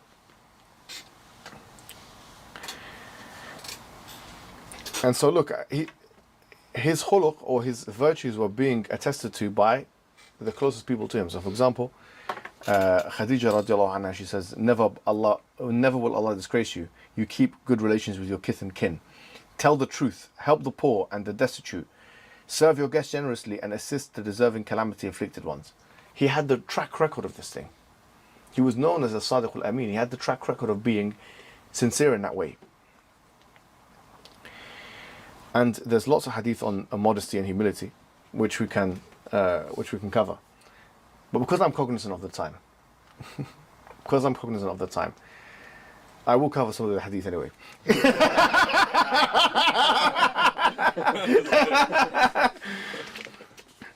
I'll just mention some of them, right? It won't take that long. 248. So I just want to mention some of the hadith here about this, because this is really powerful. Wallahi, like the Prophet ﷺ, the mattress on which the Prophet ﷺ used to sleep on consists of tan hide and stuffed with fibers. He wasn't living a luxurious lifestyle, even though money was coming in from the state and stuff like that. This is how he chose to live, on tan fibers. A woman came to the Prophet ﷺ, this is in Sahih Muslim as well, and said to him, I am in need of you. So he said, sit in whatever road you wish to, of the city you wish, and I shall sit with you. Which also destroys this idea that, there was such a strict gender relations that the man was in one place and there was a barrier. He said, I'll sit there and I'll sit and speak to you. But look, he considered speaking to this woman to be like, she wasn't, oh, I'm the leader, what you're talking about, like, you know, no, this was genuine. He went and sat with her. He considered her needs to be important needs. And this is a woman, so it's, for those who say that Islam discriminates against women, doesn't care about them, obviously we know that the Prophet ﷺ had a day where he used to teach just women on Thursdays. It's mentioned Bukhari as well, actually. But this shows you that even the individual woman who had her concerns, the Prophet ﷺ would go and try and meet those concerns. Allah's Messenger, so for example, another hadith here, I haven't checked the authenticity of this one, so I'm not going to mention it actually. These other ones here, usually the rule of thumb is in Bukhari, is usually sahih, unless it's mu'allaq and has some big discussion about it, which I haven't seen. So let me quickly, this is a very interesting hadith. We were told by Ishaq ibn Musa, on the authority of blah blah blah blah, and Amr ibn al-As, that Allah's Messenger Sallallahu used to speak directly with the worst people, thereby winning their hearts. He used to do the same with me. So I thought I was the best of people. I said, "O Messenger of Allah, am I better or Abu Bakr?" He said, "Abu Bakr." He said, "O Messenger of Allah, I'm better or Umar?" He said, "No, Umar is." He said, "O Messenger of Allah, I'm better or Uthman?" He said, "No, Uthman is." Whenever I asked the Messenger of Allah, he told me the truth. So I wished not to not ask him. But the point is that he thought, the way the Prophet was dealing with him, he thought I was the man. I was the man. He must love me the most. But then he had to tell him the truth because he had the moral courage, and it was also part of the religion. And so there's many hadiths like that. Look at this one, for example. Allah's Messenger never struck anything with his hand unless he was struggling in the cause of Allah, nor did he ever strike a servant or a woman, which already dispels so many of these myths that we've heard from these disbelievers who are antithetical to Islam. Can I add one? Yeah, sure. Actually, there's so you know we were talking about his children and so on and so forth, and Fatima radiallahu anha was the only one that was living. Yeah. And you as a father, and there may be people here that have children, the love to your child can sometimes make you make decisions that are not in line with your values, maybe. Yeah. You see.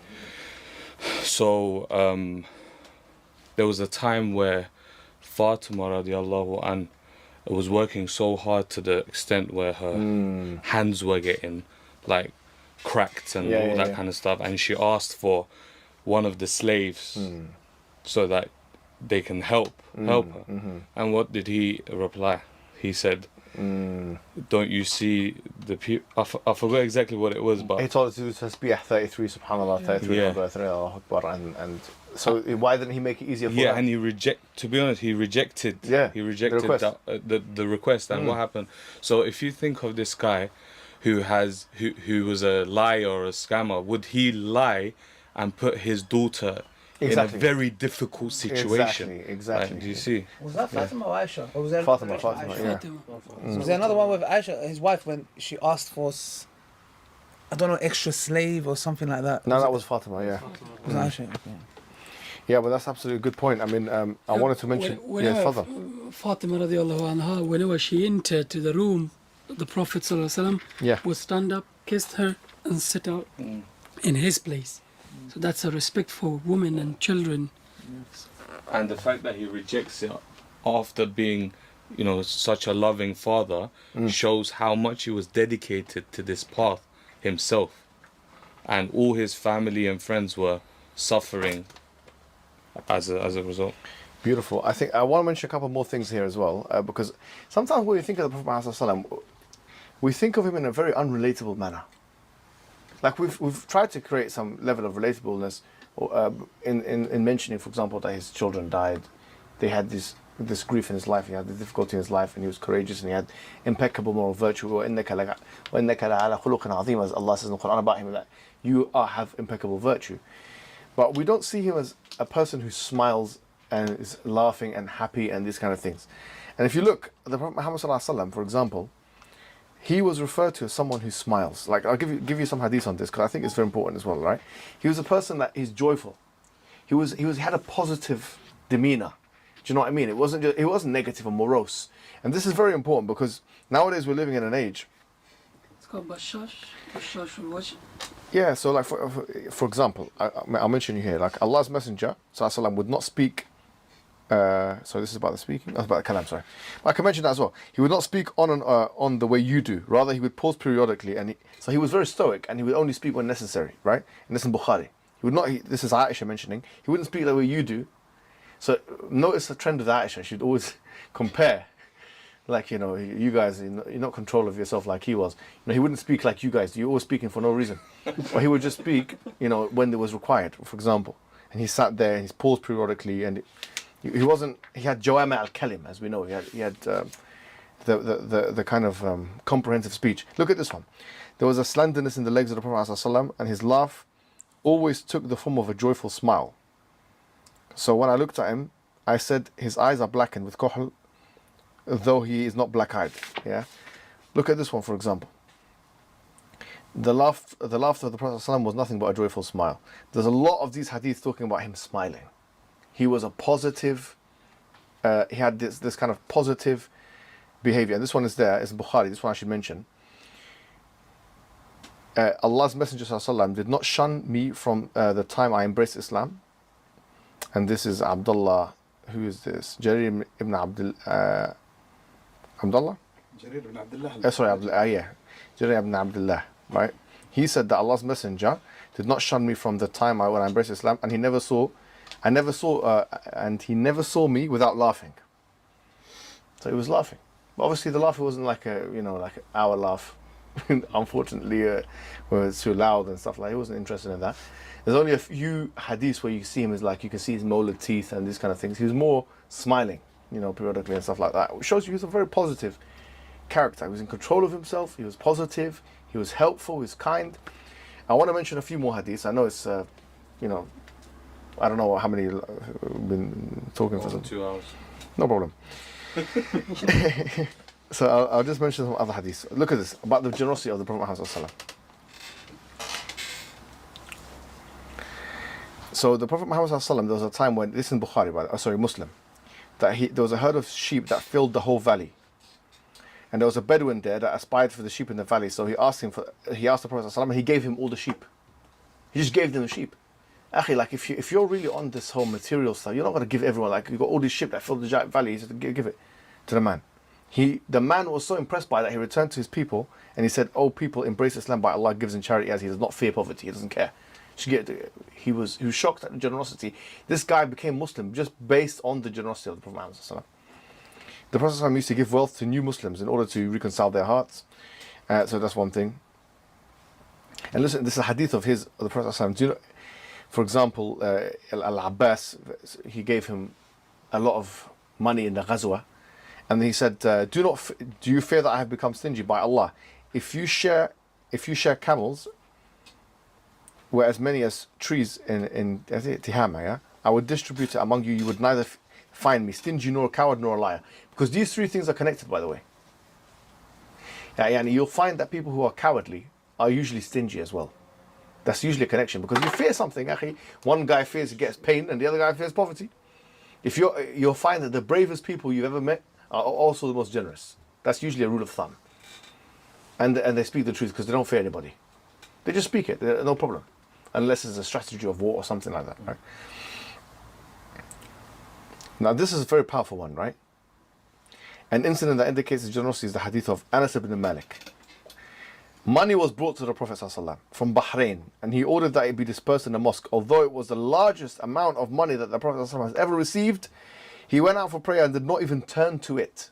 Yeah.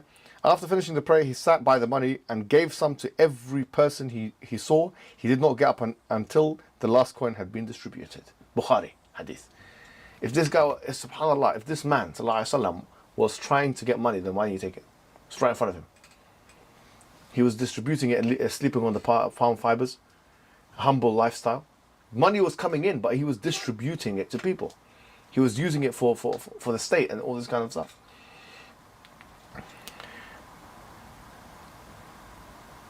While I was walking with the Prophet ﷺ, who was, this is in Bukhari Muslim, who was wearing a Najrani garment with a thick hem, a Bedouin came up to him and he pulled his garment so violently that I could see the marks on his shoulder caused by that violent pull.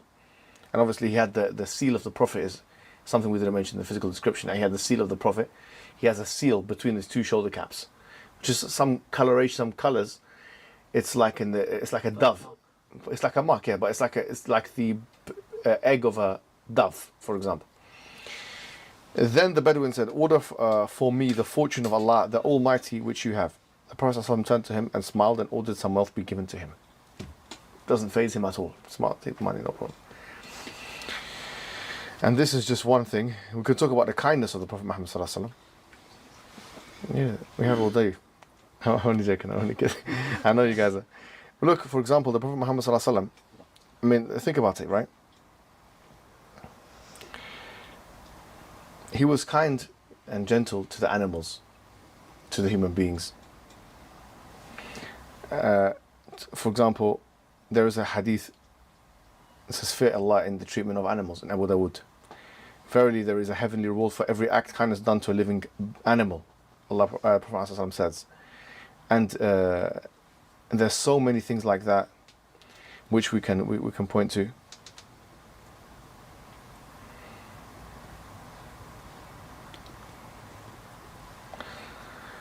The neighbor, the animal, and all these kinds of things. Okay, I think that's enough for one day. But I just wanted to give you a taste. And wallahi, I've got a collection of hadith. I've read only a few, but this just gives you a flavor, a taste of the characters and the virtues of the Prophet Muhammad ﷺ, which we would say are not only magnificent but beautiful, aesthetically beautiful, objectively so, in fact. And this is in itself an argument for the veracity of Islam. And this is the second session where we're talking about the virtues of the Prophet Muhammad ﷺ. We only gave you a taster of that. In the next session, inshallah, we'll get straight into the thick of it, and we'll be talking more in a narrative manner and going through the hadiths and so on. I hope this interdisciplinary approach has been useful to you, because it has been for me in preparation for this particular session. Wassalamu alaikum wa rahmatullahi wa barakatuh.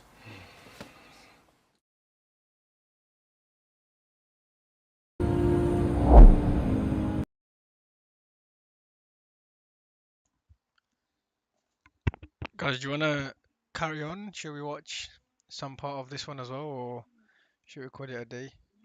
It's almost 3 p.m. here, about 2 hours for iftar, inshallah. What do you guys want to do? Do you want to listen to a bit more of this part 3?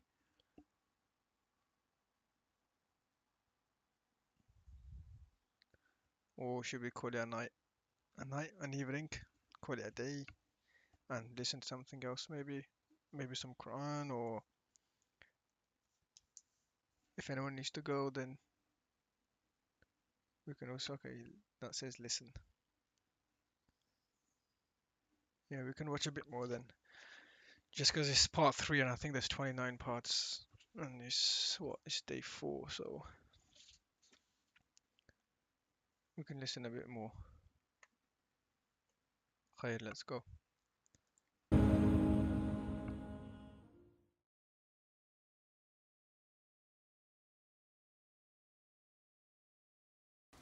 Assalamu alaikum wa rahmatullahi wa barakatuh, and how are you guys doing? And welcome to the third session here. We'll talk about the intellectual seerah. We are dissecting, we are extrapolating, we are analyzing, and we are discussing. We are discussing the life of the Prophet Muhammad sallallahu alaihi wasallam. And just as a recap, to interleave.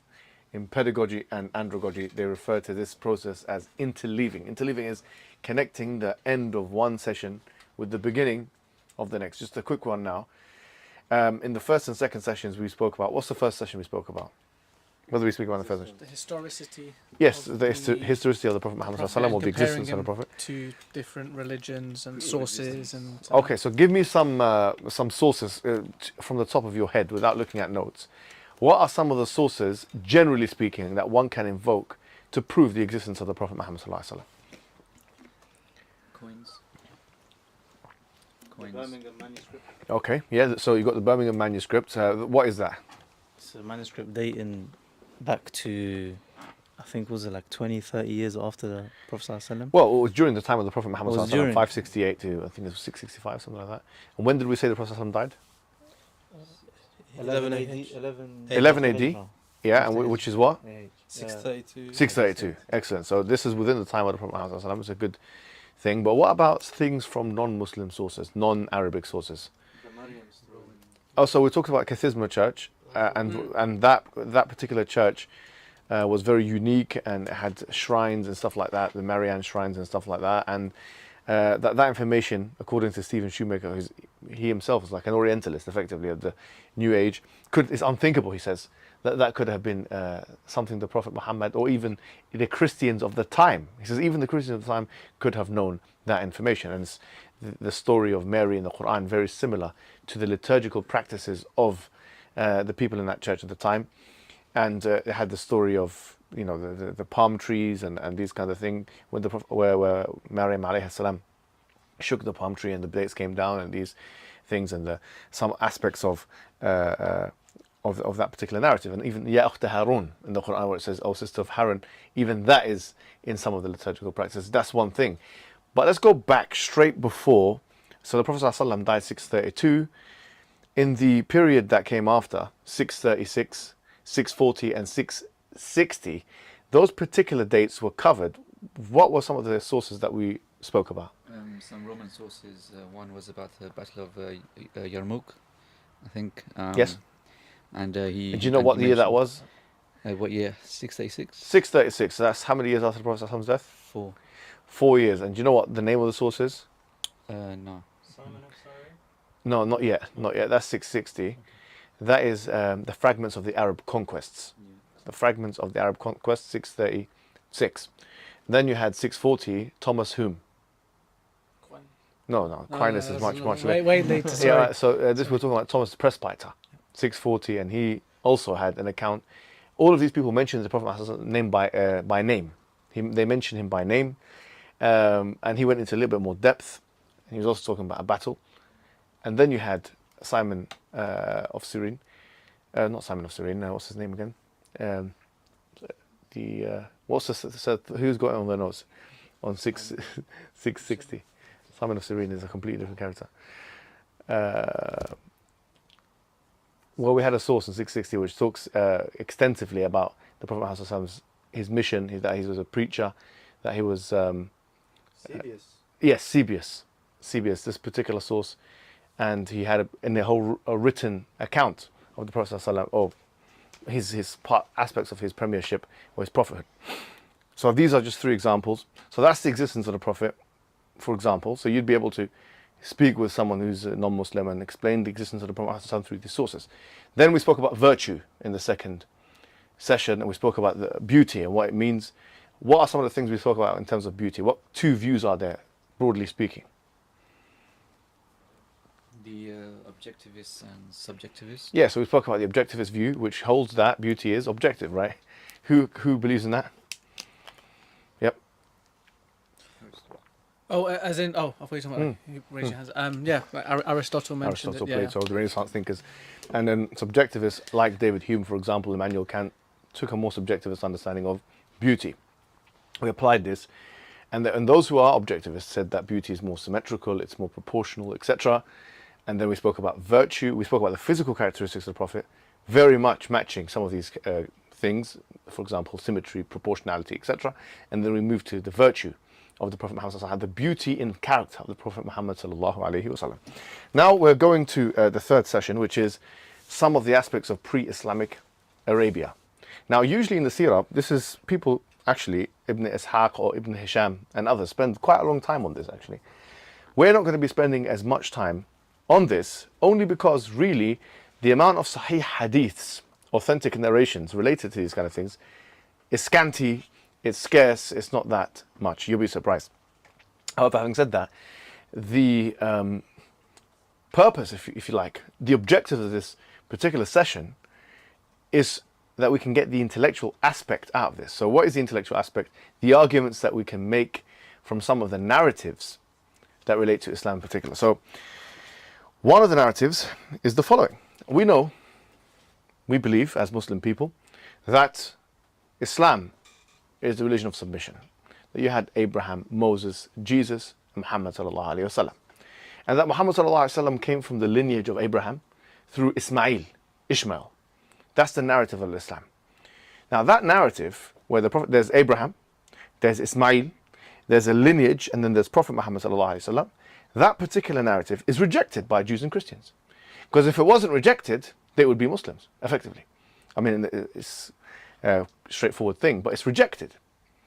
Even the connection between Abraham, okay, and Muhammad sallallahu alaihi wasallam, or Ismail and Muhammad to be more specific, that's even rejected. There is no connection, they would say. This is something you made up. This is a fiction. This is Arabian fiction.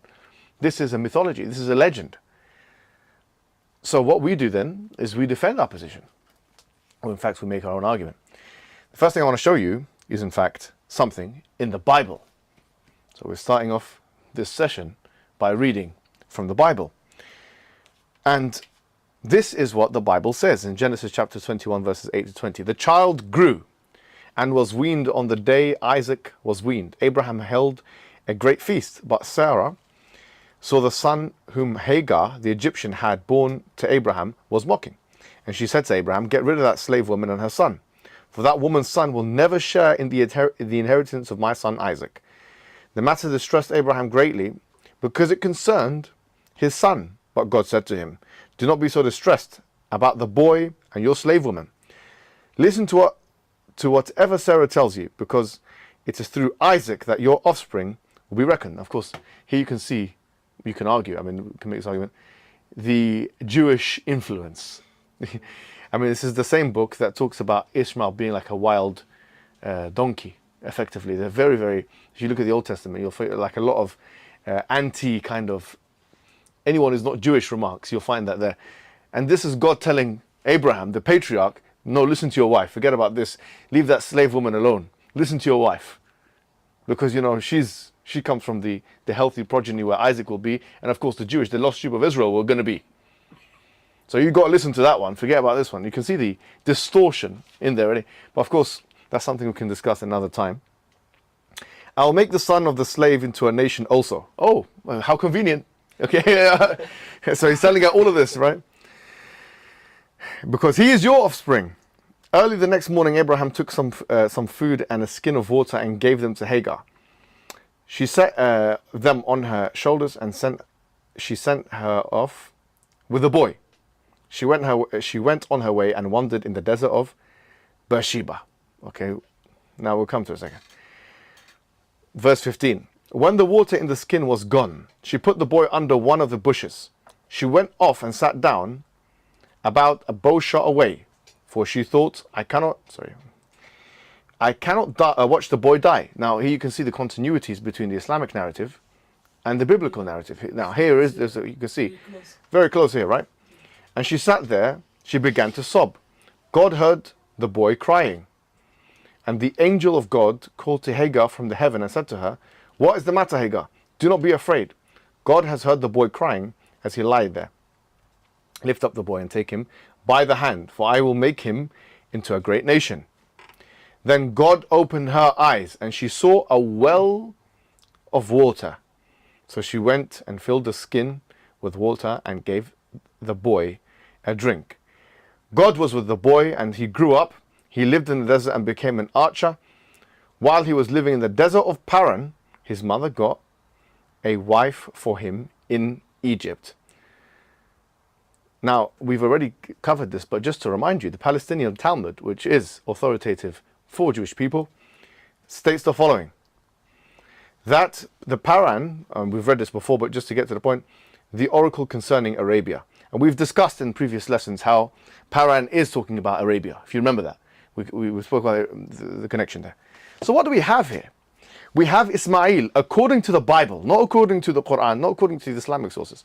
Ismail, according to the Bible, is connected, obviously, to Hagar, same thing, but is it connected to Arabia? And not only is he connected to Arabia, but the story of the well in Arabia is also there in the Bible and is corroborated by the Talmud. Wait a minute. Isn't this very interesting?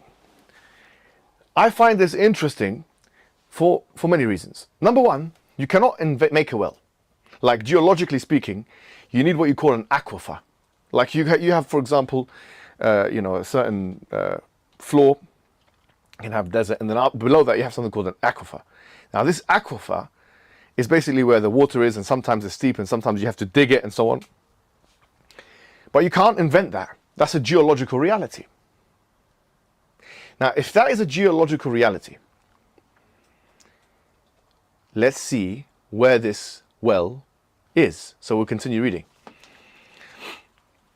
Continue going through. This is what the well looks like, by the way. Before they put pipes, in the fifth slide that you can see, before they put pipes, and now it's become a huge infrastructural kind of complex thing. And I'll talk about this because some of the people will say, how could you got 2 million inhabitants in Mecca? 2 million, right? And when it's Hajj season, it goes up to 5 million because people come from all over the world. And if you've been there before, you'll know that, everyone's drinking Zamzam water. How can such a small well give so much people water to drink? Free of charge, by the way. So, I mean, some of the Orientalists will say, actually, it can't be. So what you have is desalination plants. This water is not coming from that well. In fact, where it's coming from is the Red Sea. So when you see the pipes coming in to the well, now if you see, for example, the infrastructure in the well, the pipes are not just coming in from that well, from the aquifer. It's coming from the Jeddah, which is next door in Mecca. It's coming from the desalination plants. It's going in, it's mixing with wherever the well water is, and then it's giving people water to drink. Even if that was the case, for the sake of argument, no problem. Let's just say for the sake of argument there's truth in that. I haven't gone and investigated, but for the sake of argument, we'll give you it. But this well has been around for 1,400 years. And there's documentation, and it's so easy to prove. Scholars for years and years and years talking about drinking from the well of Zamzam. So even if you say, well, in the 1970s, I think it was King Abdullah or Faisal or one of the kings of Saudi Arabia, in the 90s, who was in the 70s, I can't remember, but Faisal should be. So Faisal, who put these pipes in place and done all these kind of things, even if you say for the sake of argument, no problem. But when Saudi Arabia didn't have that infrastructure or the money to build the infrastructure, what was going on then? What about the 1800s? About the 1700s? You're going to say that the well of Zamzam didn't exist? So how comes you have an aquifer now and you didn't have one then? For example, so it's not an artificial reality. This is a reality. For over 1,000 years, at least, of history, we have historical reports of people drinking from this well. Now, this is very significant for us, and people don't really pay attention to this point. I mean, it's extremely significant. I mean, how significant this is extremely significant, because you already have now, no pun intended, a genesis of this narrative in the book of Genesis, right? You have a genesis of this narrative, literally in the book of Genesis, telling you that, okay, well, this boy was given water to drink in Paran, which you've already connected to Arabia. But then you have, this well is still here. You can go and drink the water from it even right now. You can go and get a plane ticket and go to Mecca and drink the water. Okay, so what? Okay, there's more to be said about this. You see, Allah says, رَبَّنَا إِنِّي أَسْكَنْتُ مِنْ ذُرِّيَّتِي بِوَادٍ غَيْرِ ذِي زَرْعٍ عِنْدَ بَيْتِكَ الْمُحَرَّمِ رَبَّنَا لِيُقِيمُوا الصَّلَاةَ فَاجْعَلْ أَفْئِدَةً مِنَ النَّاسِ تَهْوِي إِلَيْهِمْ وَارْزُقْهُمْ مِنَ الثَّمَرَاتِ لَعَلَّهُمْ يَشْكُرُونَ. Listen to what, this is the Quran, right? So the Quran says the following: Our Lord, I have settled some of my descendants in a valley of no vegetation by your sacred house, our Lord, so they may perform the prayers. So make some of the people's heart inclined towards them and provide them with fruit so that they may give thanks. عند بيتك المحرم عند بيتك المحرم, by your house, which is what? The Kaaba, right? Okay, so where is this well? This well is actually by the Kaaba. If you've been there, you see it's literally, if you're going doing tawaf, you do tawaf, circumambulation of the Kaaba, it's there. There's even like a little sign on the floor that says, this is where the well is. Yeah, and if you go underneath, that's where the well is. So what do we have here? We have an additional piece of information. You got the Kaaba, which is a structure which has been operational for God knows how long now. Obviously, our narrative is that this area has been operational from Abraham's time. But you have the well mentioned in the Bible. It's mentioned in the Quran. It's mentioned in the Hadith. It's mentioned everywhere. Then you have the Kaaba, and it just so happens that this is the hometown of who we are considering to be the final prophet. Can you see the stars are aligning? The stars are, it's not just some, we're not making this thing up. I mean, these are things you cannot make up. Unless you want to stage some kind of conspiracy and say, no, the Saudi Arabians with their money, what they've done is they put water underneath the ground to create a well. You can't actually do that. That's not how things work. And as I said, we've got historical accounts for 1,000 years that this has been operational. Zamzam, therefore, Zamzam water is a sign. It is an evidence of the veracity of Islam. People don't realize that, because it connects the dots in a manner which makes the authenticity of the narrative, one of the key chief narratives of Islam, which is that there is a connection inextricable between Abraham and Muhammad ﷺ through Ismail. It legitimizes that narrative through geographic evidence, geologic evidence, which we can actually test today. We didn't think about that before, maybe not in those terms. And of course, there is a hadith, and because if you read the Seerah, there's a hadith of Abdul Muttalib, the granddad of the Prophet Muhammad ﷺ, where he basically had this dream, because they didn't know this well was there. That he had this dream, and this dream was that go and say this, and then the word Zamzam was in the dream, and then he went and dug the thing because the dream was there, and then he kind of re-excavated it, or whatever you want to say. And this is one of the things I was looking at, the veracity of the hadith, and it's authentic. This hadith is authentic according to Ibrahim Ali. أخرجه ابن إسحاق بسنده فقال حدثنا blah blah blah blah blah.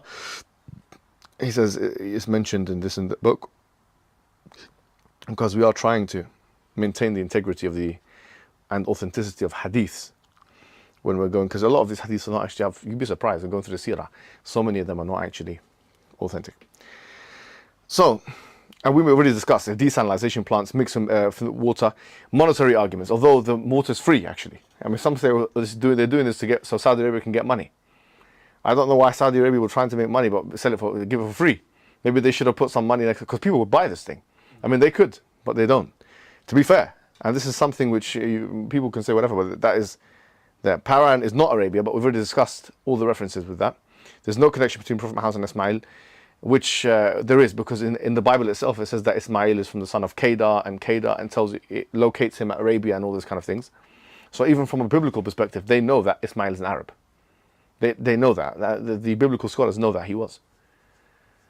And sons of Kedar and all that kind of stuff is mentioned in the book of Genesis. So khalas, it's done. Yani. Obviously, they try and mock him. If you look at the Old Testament, the kind of depictions of him as mockery and stuff like that, because of the tribal allegiance they have to their own tribe. Yeah. I had a quick question. So Ismail is Arab.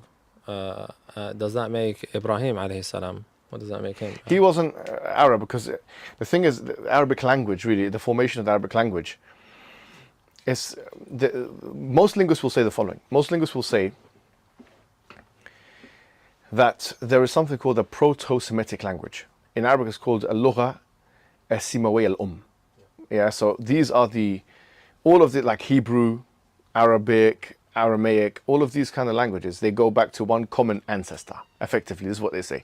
And this common ancestor is not available to us now. And we don't know what the languages look like. But obviously we'll talk about this actually, because it's in the slides, but Abraham was situated in Mesopotamia. Yeah. So the current day, like Iraq, the cradle of the earth, and so, whatever. But at that time, there wasn't Arabic that was being spoken. I mean, and we'll talk about that in a second. But the point is no, he couldn't be said to be Arab at all, in fact. And the Quran says, فيه آيات بينات مقام إبراهيم ومن دخله كان آمنا فيه آيات بينات. So what are the ayat bayinat? When you go into this place, some of the scholars say min al-ayat, or from the ayat and evidences and signs, is Zamzam, actually. Because you have the Mash'ar al-Haram, you have this, you have that, but you have the Kaaba itself. These are all ayat. These are all evidences. But the Zamzam is a sign. It's the well of Zamzam is an evidence. Binas al-Quran. In fact, the Quran is telling you this. And the Quran is telling you, explore this argument. And we said before that you'll find the best arguments in the Quran itself. So the Quran is directing us effectively that area and telling you to explore the area, because when you explore that area and the geography of it, the geology of it, the history of it, you'll start seeing all these arguments.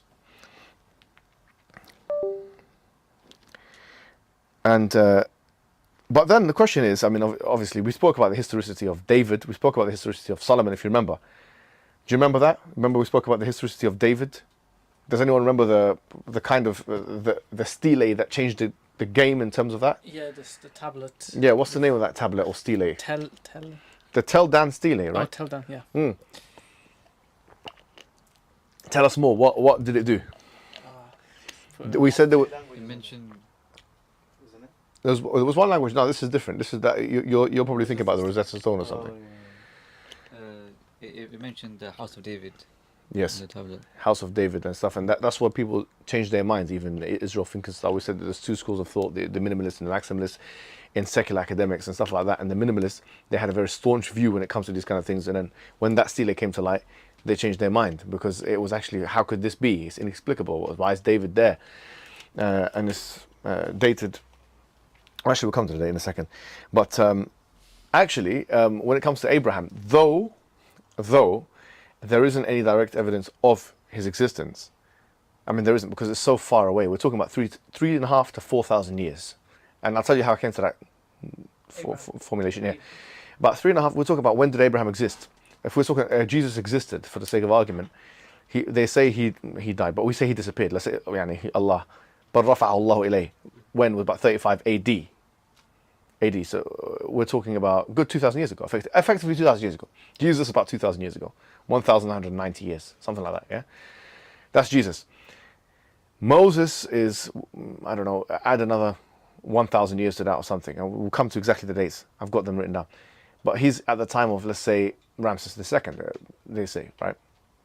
And then Abraham, we're talking about 3,500 to 4,000 years, a very long time ago, very, very long. So when we're talking about an individual figure, 4,000 years ago, you try and find proof of his existence and a rich literary tradition and stuff like that, you're not going to find it. So it's too obscure, unless we're talking about a king. And even some of the kings of Mesopotamia and the old Babylonian kingdom, they're not mentioned. We don't even know some of the kings even. So that's why you're not going to find that much evidence. But then obviously, as we know with the Tel Dan stele, if someone says that we don't have evidence of existence, therefore it doesn't exist, it's a fallacy called the argument from silence. It's a known historical fallacy called the argument from silence, just because it goes back to the lack of evidence, or the absence of evidence is not evidence of absence. The absence of evidence is not evidence of absence. For a very long time, people didn't know that Neptune existed. It doesn't mean, okay, therefore Neptune doesn't exist. It just doesn't mean you couldn't see it. So we know with the Tel Dan stele that these arguments from silence are very problematic for historians, especially ancient historians, because something can unearth, just like the Tel Dan stele, and unearthed, and then people change their minds. So why have a strong view on it? So yeah, this is the timeline here. Look, Abraham, the old Babylonian Empire was around this time, so it's 1894 to 1594. Most biblical scholars, for the sake of argument, date him back to the old Babylonian Empire. So if we're saying 1894, that's about 2,000, that's 4,000 years ago, effectively, like 3,100 years, something like that, you know?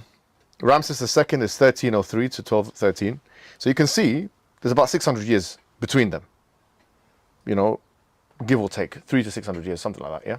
Do they have, because we know Prophet Abraham was, he was in the time of Namrud. Do we have any archaeological evidence of Namrud? No, a good question. Nimrud himself as a king, they don't have any, in fact, they are very skeptical of his existence, the secular academics.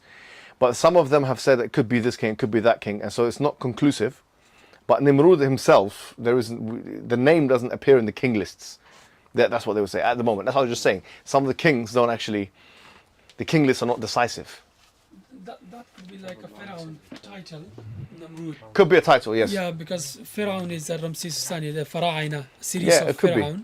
Namrud could be another one named in their it could be. sources. Yeah, it could be, for sure. But if you're talking specifically about that name, David, as we said, the Tel Dan stele, so we're talking 870, 750.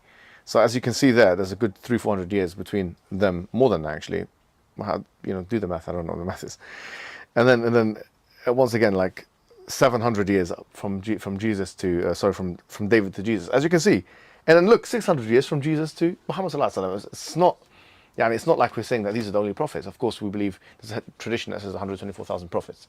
But when you talk about ulul azmi min al-rusul, obviously David isn't min ulul azm, but some of the big names in the Quran, you can see there's a serious distance between them, like 300 to 400, 500 years, 300 to 400, 500 years. Then the major protagonist starts to come out. Moses comes out, Jesus comes out, Muhammad sallallahu alaihi wasallam comes out, or Abraham was there. Do you know what I mean? That's 300-400 years between them. And you can start seeing there's a narrative here which is starting to make historical sense. Every 300 to 400 years, 400 to 500, 300 to 500 years, whatever it may be, around that time you're starting to see a new, very important prophet being mentioned or shown in the historical timeline. So you see, archaeologically, okay, as we said with Abraham, Andrea Seri, she actually says what's one of the reasons why she's a historian of this period, of Old Babylonian period, yeah? What's the reason why we couldn't retrieve so much archaeological evidence for that time? She goes, because there's a high water table. So a lot of the archaeological things are not actually found. You know what I mean? So, and you'll find actually that a lot of the stuff in terms of the ancient cities and stuff were really discovered 100 years ago, 50, 80 years ago, 90 years ago, and so on. Like a lot of the discoveries have been very, very recent. But this is what Britannica says about Abraham. Okay, so I'm just going to copy and paste from literally a secondary source material. It says that there can be no biography of Abraham in the ordinary sense. The most that can be done is to apply interpretation of modern historical finds to biblical material so as to arrive at the probable judgment as to the background and patterns of events in his life. Okay, and then it continues. Thus, there are two main sources for reconstructing the figure of Father Abraham. The book of Genesis, from the genealogy of Terah, Abraham's father, and his departure from Ur to Haran in chapter 11, to the death of Abraham in chapter 25. And recent archaeological discoveries and interpretations concerning the area and era in which biblical narrative takes place. And then it continues. It says, most scholars agree that Ur Qasdim was the Sumerian city of Ur, today Tul, it's basically is this Al-Mughayr, yeah? Al-Mughir or Al-Mughayr. It's in Iraq, that's what I'm asking you. I don't know. About 200 miles southeast of Baghdad in Lower Mesopotamia, which was excavated from 1922 to 1934. That's what I said, about 100 years ago. Imagine, 100 years ago we didn't have this information because there was no excavation. Now we have it. It is certain that the cradle of the ancestors was the seat of vigorous polytheism, whose memory had not been lost, and whose uncontested master in Ur was Nana or Sin, the Sumerio-Akkadian moon god. They served other gods. Joshua, Moses' successor, recalls speaking to their descendants at Shechem. Okay. Now, really, this is the reason I want to bring this to your attention. There is, although there isn't any direct, let's say, specific archaeological discoveries of Abraham, there is something else we can do with this to create an argument. And the best person I've seen that has made an argument, he's put a video and it's, I think, got over 1 million views now. And he's actually produced many of the books that we use here as well. His name is Abu Zakaria. I'm not sure if you've come across him. Abu Zakaria. He's got a website called Many Prophets One Message. Many Prophets One Message. And he's written the book on prophecies, the forbidden prophecies. And he's also written the Eternal Challenge. You might have come across him. But he makes a very interesting argument relating to Abraham, and I wanted to bring it to your attention. He says, look, archaeologically, if you think about it, when this guy, Sir Leonard, I don't know what his surname is, but I'll come to it in a second. I think his name is Sir Leonard. Second, let me get his name. Sir Leonard Woolley. Yeah, where'd you get that? What slide number? Doesn't say the number. After that picture on the tablet. Oh, yes, Woolley. Yes, Sir Leonard Woolley. Yeah. So Sir Leonard Woolley, from 1922 to 1934, when he excavated the region, yeah, and they found the city of Ur and all those kind of things, they started to understand things they never understood before. Okay, fine. So recent archaeological finds have led us to a certain place now, yeah? Okay. What do we find? We find more information about not only Old Babylonian, because there's a difference between the Old Babylonian kingdoms and what they called Neo-Babylonian kingdoms. And there's not much that separates them in terms of, when the old one ends, obviously the new one begins, okay? But the question is, what were they worshipping? And what you'll find is that they were worshipping a multiplicity of gods. Yes. But they had this thing called the astral triad. And this is, Abu Zakaria makes the point that actually, look, if you think about it, you've got the astral triad, which consists of what? The sun, the moon, and Venus. The sun, the moon, and Venus. Now, why is this significant for us? Because if you read the Quran, you'll find that Abraham is speaking to his people. فَلَمَّا رَأَى الشَّمْسَ بَازِغَةً قَالَ هَذَا رَبِّي هَذَا. This whole discourse is happening with Abraham and his people. And he says, I looked at the stars. The word kawkab could mean star, it could also mean planet. He said, هَذَا رَبِّي. This is my Lord. فَلَمَّا أَفَلَ. When it disappeared, he said, I don't like those that disappear. When he saw the moon, he said, هَذَا رَبِّي. He said, this is my Lord. And then when it disappeared, he said, I don't like those that disappear. And then when he saw the shams, the sun, he says, هَذَا رَبِّي هَذَا أَكْبَرُ. This is my Lord, this is the big one. Or this is even bigger. Or even greater, bigger. Yeah? Or greater. And then, فَلَمَّا أَفَلَتْ, he said that when it disappeared, he said that if God doesn't guide me, then I'll be of the astray people. So you can see that Abraham in the Quran he's mentioning 3 celestial spheres or bodies. He's mentioning the sun, he's mentioning the moon, and he's mentioning the kawkab, which could either mean star or could either mean planet. This information is not in the Bible. Now that is interesting, isn't it? Because we said that recent archaeological discoveries, Abu Zakaria makes a point, he said, look, recent archaeological discoveries have showed us that in particular, yes, they used to worship the earth and the skies and all that kind of, but there was a specific significance for what you call the astral triad. And how do we know that these 3 things in particular had specific significance? For example, through what you call the kuduras. It's a bit like stellas. It's just like these kind of stones and stuff like that, which have information on them. And you can see, like I'm giving you one example, but he gives like 3 or 4 examples himself. The Kuduru of Nebuchadnezzar. That's how you say his name, right? And Nebuchadnezzar. And you'll see the dating is afterwards, but it's to show, and Abu Zakaria makes the point that in fact you'll find this astral triad throughout the entire area, the north, the east, the south. So this was like one of the main ways they used to worship.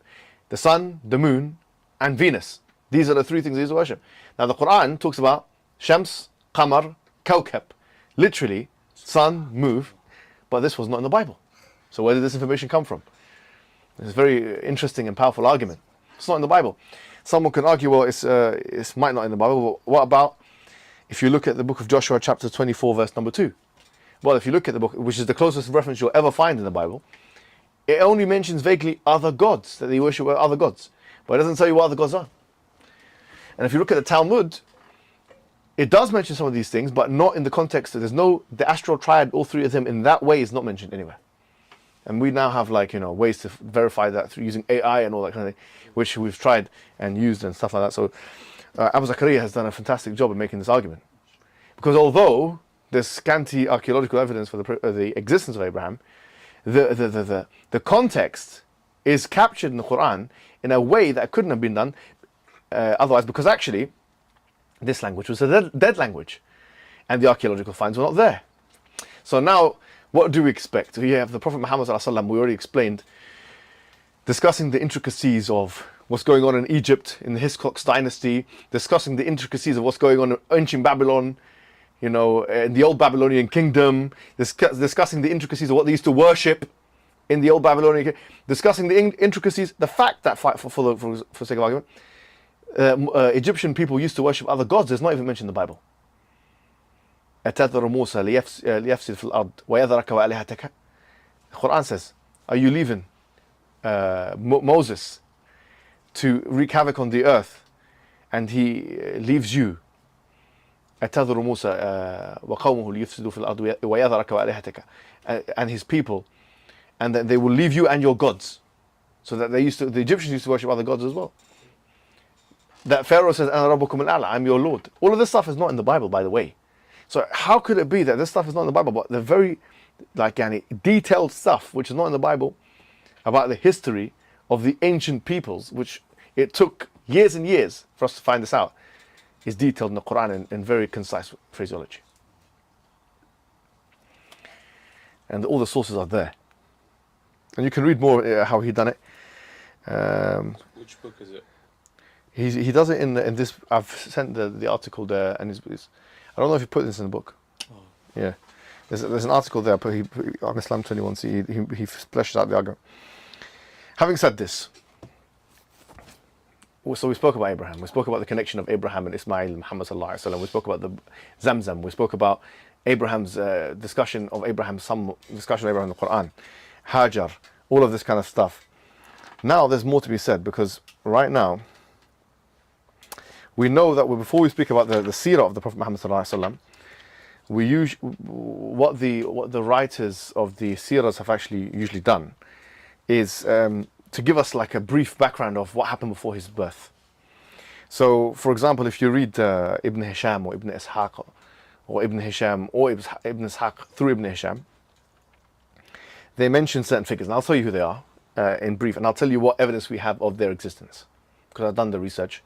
So, who the figures are, who they mention in the Seerah books, and then what evidence do we have of their actual existence in terms of the way that these guys understand it through the historical method or through archaeological data, or whatever it may be. So we said that when did the Prophet when was he born? 570. 570, right? And he died 680. Yeah, like 570, 571, 570, that kind of area. Okay. So remember that date. Just like in the beginning, I told you to remember the death date. Now remember the birth date, right?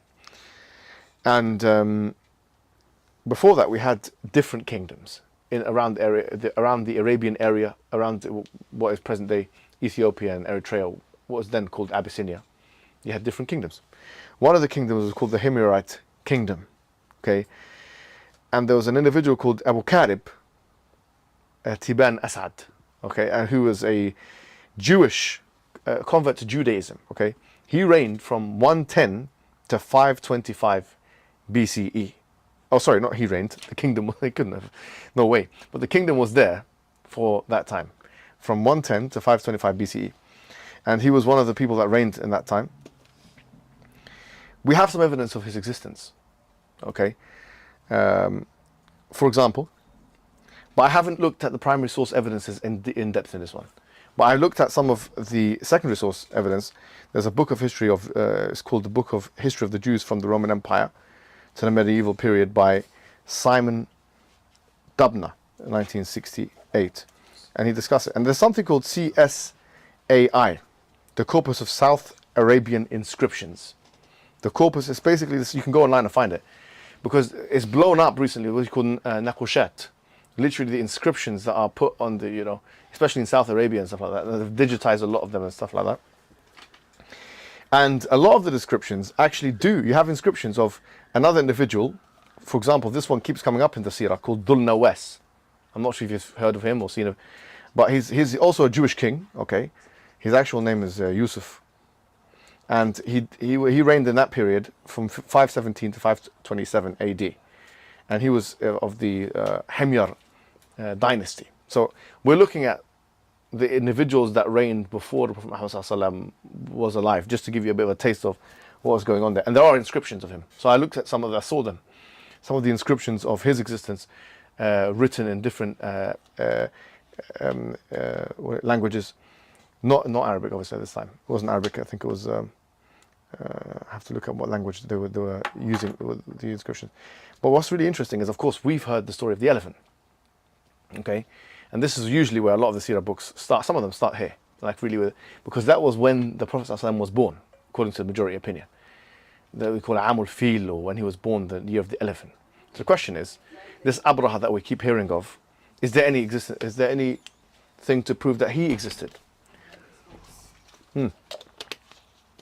The answer to that question is yes. So this is what I've been able to pick out from, I'll give you a secondary source and then we'll go into more detail.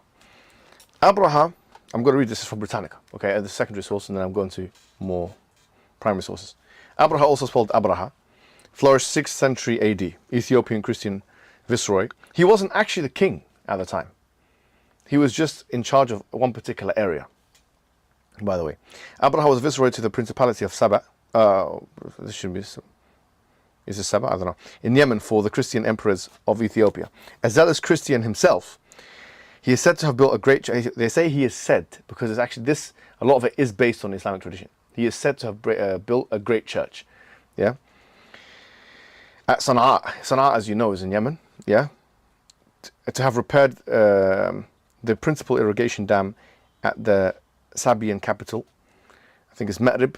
I'm not sure. Okay, so he was at the time of Caleb of Axiom. So that was the major king of that particular thing. He was a viceroy to that.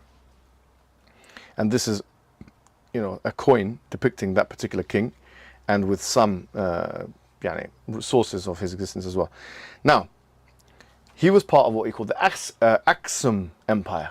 Okay, so once again from the National Geographic this time, I'm going to read this out to you. The Aksum had become Christianized in the 4th century CE and became the first sub-Saharan African state to embrace the new Semitic religion. A figure named Frumentius is given credit for spreading the gospel into Ethiopia. Frumentius came from the Phoenician city of Tyre, Phoenician city of Tyre, present-day Lebanon. He became an advisor to the court of Aksum and a tutor to the crown prince, Azana. After assuming the throne, Azana proclaimed Christianity as the state religion. It's unclear whether the policy decision was spurred by the kingdom's diplomatic and trade relations with Rome, since over 100 years before, Roman traders had already brought knowledge to the Christian religion. So that's how Christianity basically spread to East Africa. Yeah. Okay. So he's part of this. The kingdom's power had eroded. So they actually have a very long kind of article on this, but I just kind of taken the main points for our purposes. The kingdom's power had eroded entirely by the 8th century. One reason for this decline was the migration of nomadic Beja peoples into the area. I might be butchering the pronunciation of these, either Beja or Beja, I don't know what I'm saying. The independent herding activities threatened Aksum's territorial dominance. Aksumites lost their hold on southern Arabia, and Persians subsequently conquered Yemen around 578. So what we're saying here, what's that? What's 578? Is how many years after the Prophet's birth? They say about 6 years, right? The decisive blow was the ascendance of the Arab Muslims, who gave the region's dominant power in the 7th century and assumed naval control of the Red Sea. The loss of the mercantile revenue undermined capacity of Aksum's nobility to hold and expand the state altogether. Environmental factors, most notably degradation of soils from overuse and the decline in the abundance of rainfall, created additional pressures. Now, the story of the field itself, so that's a bit of a context of who is Abraha. He's from this Aksum Empire, and yes, he wasn't the king at that time, but he was one of the viceroys of the kings, and we have some evidence of that, and there is evidence of his existence, and they speak about him in factual terms in almost all secondary source materials. But what about the story of the elephant? Because obviously this is a very important story in the Seerah. There's a whole ayah in the surah in the Quran. ترى كيف فعل ربك بأصحاب الفيل ألم يجعل كيدهم في تضليل وأرسل عليهم طيرا أبابيل ترميهم بحجارة من سجيل فجعلهم كعصف مأكول. That chapter 105 of the Quran. Have you not seen what your Lord has done with the people of the elephant? Did he not render their plots in complete deviance? And he sent with them, tayran, or flying creatures, birds with pelting things. So he left them like, eaten up grass. Like they were destroyed by that. And the story is, just to summarize the story, in the Seerah literature, although a lot of it is weak, ironically, in the actual narrations of it is actually weak. A lot of it isn't, though, because most of, if not all of the Mufassirun, they do link this story with that particular haditha. Say that it was basically Abraha. He made this church, as you know, and he wanted it to compete with the Kaaba. He wanted the Arabians, I'm skipping a lot here, by the way, but he wanted the Arabians not to do circumambulation or pilgrimage to the Kaaba. He wanted them to come to his church. So he assembled an army, and he basically went there. Abdul Muttalib was there at the time, who's the granddad of the Prophet Muhammad, and he effectively, there was a whole discussion with him, but he let him go, and then the elephant wouldn't go any further. Okay, and then basically the pelting things destroyed the elephants, and they retreated. And this happened at the time of the Prophet's birth. So after this whole incident took place, the Prophet was born. Okay, so that's what happened. Now, we do have inscriptions of this. So if you look at the next slide, as you can see, very interesting, you have an inscription of the elephant. I mean, I didn't see, because what it was is that secular historians were doubting this story because one of the only pieces of evidence that you find of this is in the Islamic traditional accounts. So they were saying this story, we don't know about all that. Now, they did actually start finding inscriptions, and as you can see in that picture, there's drawings of the elephant. You know, all these elephants coming in, and you know what I mean? So that is a serious piece of evidence, which some scholars have come and said, actually, this is evidence of, even from their perspective, this happened, this situation, this did actually take place. Now, it makes it very interesting here because, as you will see, some of the scholars of Islam use this, okay, to argue for the veracity of Islam. Ibn Taymiyyah included, Al-Mirdawi included, a lot of them. Sorry, not Al-Mirdawi, Al-Mawaridi. Al-Mawaridi, he wrote Ahkam al-Sultaniyah, a different person. They use this to create arguments for the existence or for the truth of Islam, but I'll come to that in a second. You got inscriptions, yeah? And these inscriptions are of the elephants and all these kind of things. Okay, why is that significant? Because why did that happen at the time where the Prophet ﷺ was born? Ibn Taymiyyah says the following. He says, look, he did that to show, it was like a sign to show that Allah is going to protect this particular house, this particular place, and to facilitate worship in that place. In addition to that, I was thinking about this, wallahi, and there's something you can add to this point. Some people might not like what I'm about to say, but I'll say it anyway. The Kaaba is in Saudi Arabia, okay? It's one of the highest GDP countries in the world. Now, if the Kaaba was in a country which it wasn't like this, Hajj might not even be possible. Like, think of the following, right? Imagine if the Kaaba was in, I'm not going to say what country because I'm going to offend anybody, but let's just say a country without the facilitation to do what we just talked about in terms of Zamzam water and all these people coming from 4 million people, and because and even they struggled. I mean, Saudi Arabia struggled. They had all these kind of things, people being mowed down, people dying and all this kind of thing. But for the most part, it's a well-oiled machine. They're doing a good job of it. And why? It's only one reason, well, in addition to tourism, and it makes monetary sense, and of course all that kind of stuff, and you see the big clock towers and all that. But there's another reason, which is money. And it just so happened that when the population increased rapidly, so too did the money for Saudi Arabia. Now, if you look at the dua that Ibrahim makes in the Quran, he does actually make dua for the safety of that particular area of the world, or that particular city at least. رب اجعل هذا البلد آمنة. You know, make this country or this city protected. So the fact that it's been facilitated, Ibn Taymiyyah is making the argument anyway, not about Saudi Arabia because obviously he's way before, but he's making the argument that yes, this is protected. The fact that Allah protected the tuyur with the bird and all that kind of stuff is like a sign to show that that Allah is going to protect this particular infrastructure so that people can use it afterwards. Mawaridi makes a very similar argument. You were going to ask a question? Yeah, I just wanted to say that's an important point. But when we look at history, obviously we've seen moments where the Kaaba has been destroyed. A few decades, centuries after the Prophet, and even the black stone was stolen by a group. I'm not sure the exact details. How would we understand that? No, but you look at it in general. In What's wider been, context, in wider context, what's happened? Yeah. These are separated. These are isolated incidents. But in general, there's been facilitation. People have been going doing Hajj, effectively almost every single year. Since the time of the Prophet Muhammad Sallallahu Alaihi Wasallam, which is shocking. It's a shocking reality, actually. Because, like I said, there could have been situations that would have prevented that from happening. And the way, if you read Surah Al-Hajj, for example, and see Ibrahim alayhi salam, how he makes dua, he says, I need to recall the ayah, but يَأْتُونَ رِجَالًا وَأَذِّنْ فِي النَّاسِ بِالْحَجِّ يأتوك رجالا وعلى كل ضامر يأتون من كل فج عميق. Thank you.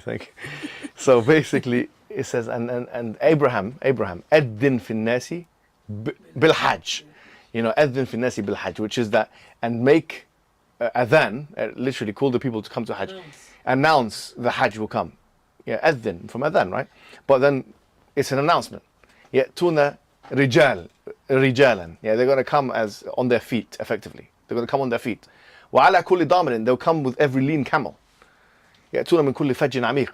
Yeah, they'll come from every How would you translate Fajj Amiq? I don't know how they translate it. I don't know. They come from every like Fajj Amiq. That's trying to get From everywhere. Yeah, but there is a very specific. I don't translate this wrong. Then Fajj Amiq. How do they translate it?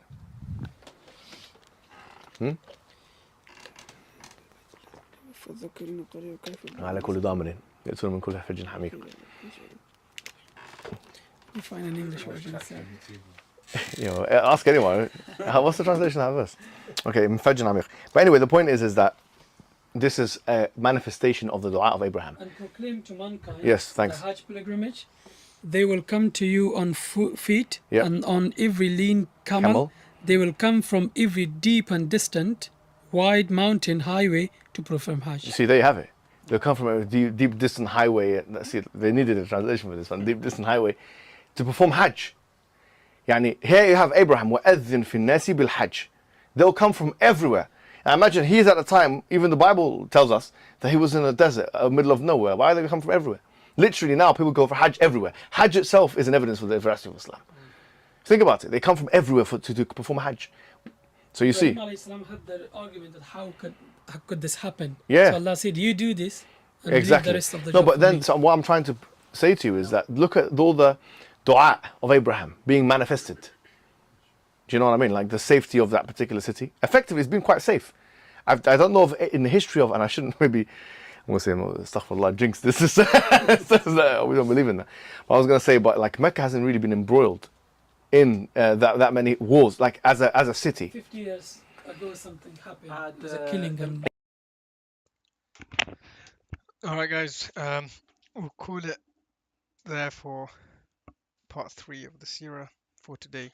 I think we watched quite a lot. It's almost an hour of this one and then we watched about an hour of the other one, so it's been a very long stream. Jazakallah to everyone who tuned in and watched, and I shall see you guys all tomorrow inshallah. Hope everyone learned a lot from what we watched so far. And yeah, I'll see you guys all tomorrow inshallah, roughly around the same time, which is afternoon, early afternoon, GMT. Assalamu alaikum and take care everyone. See you.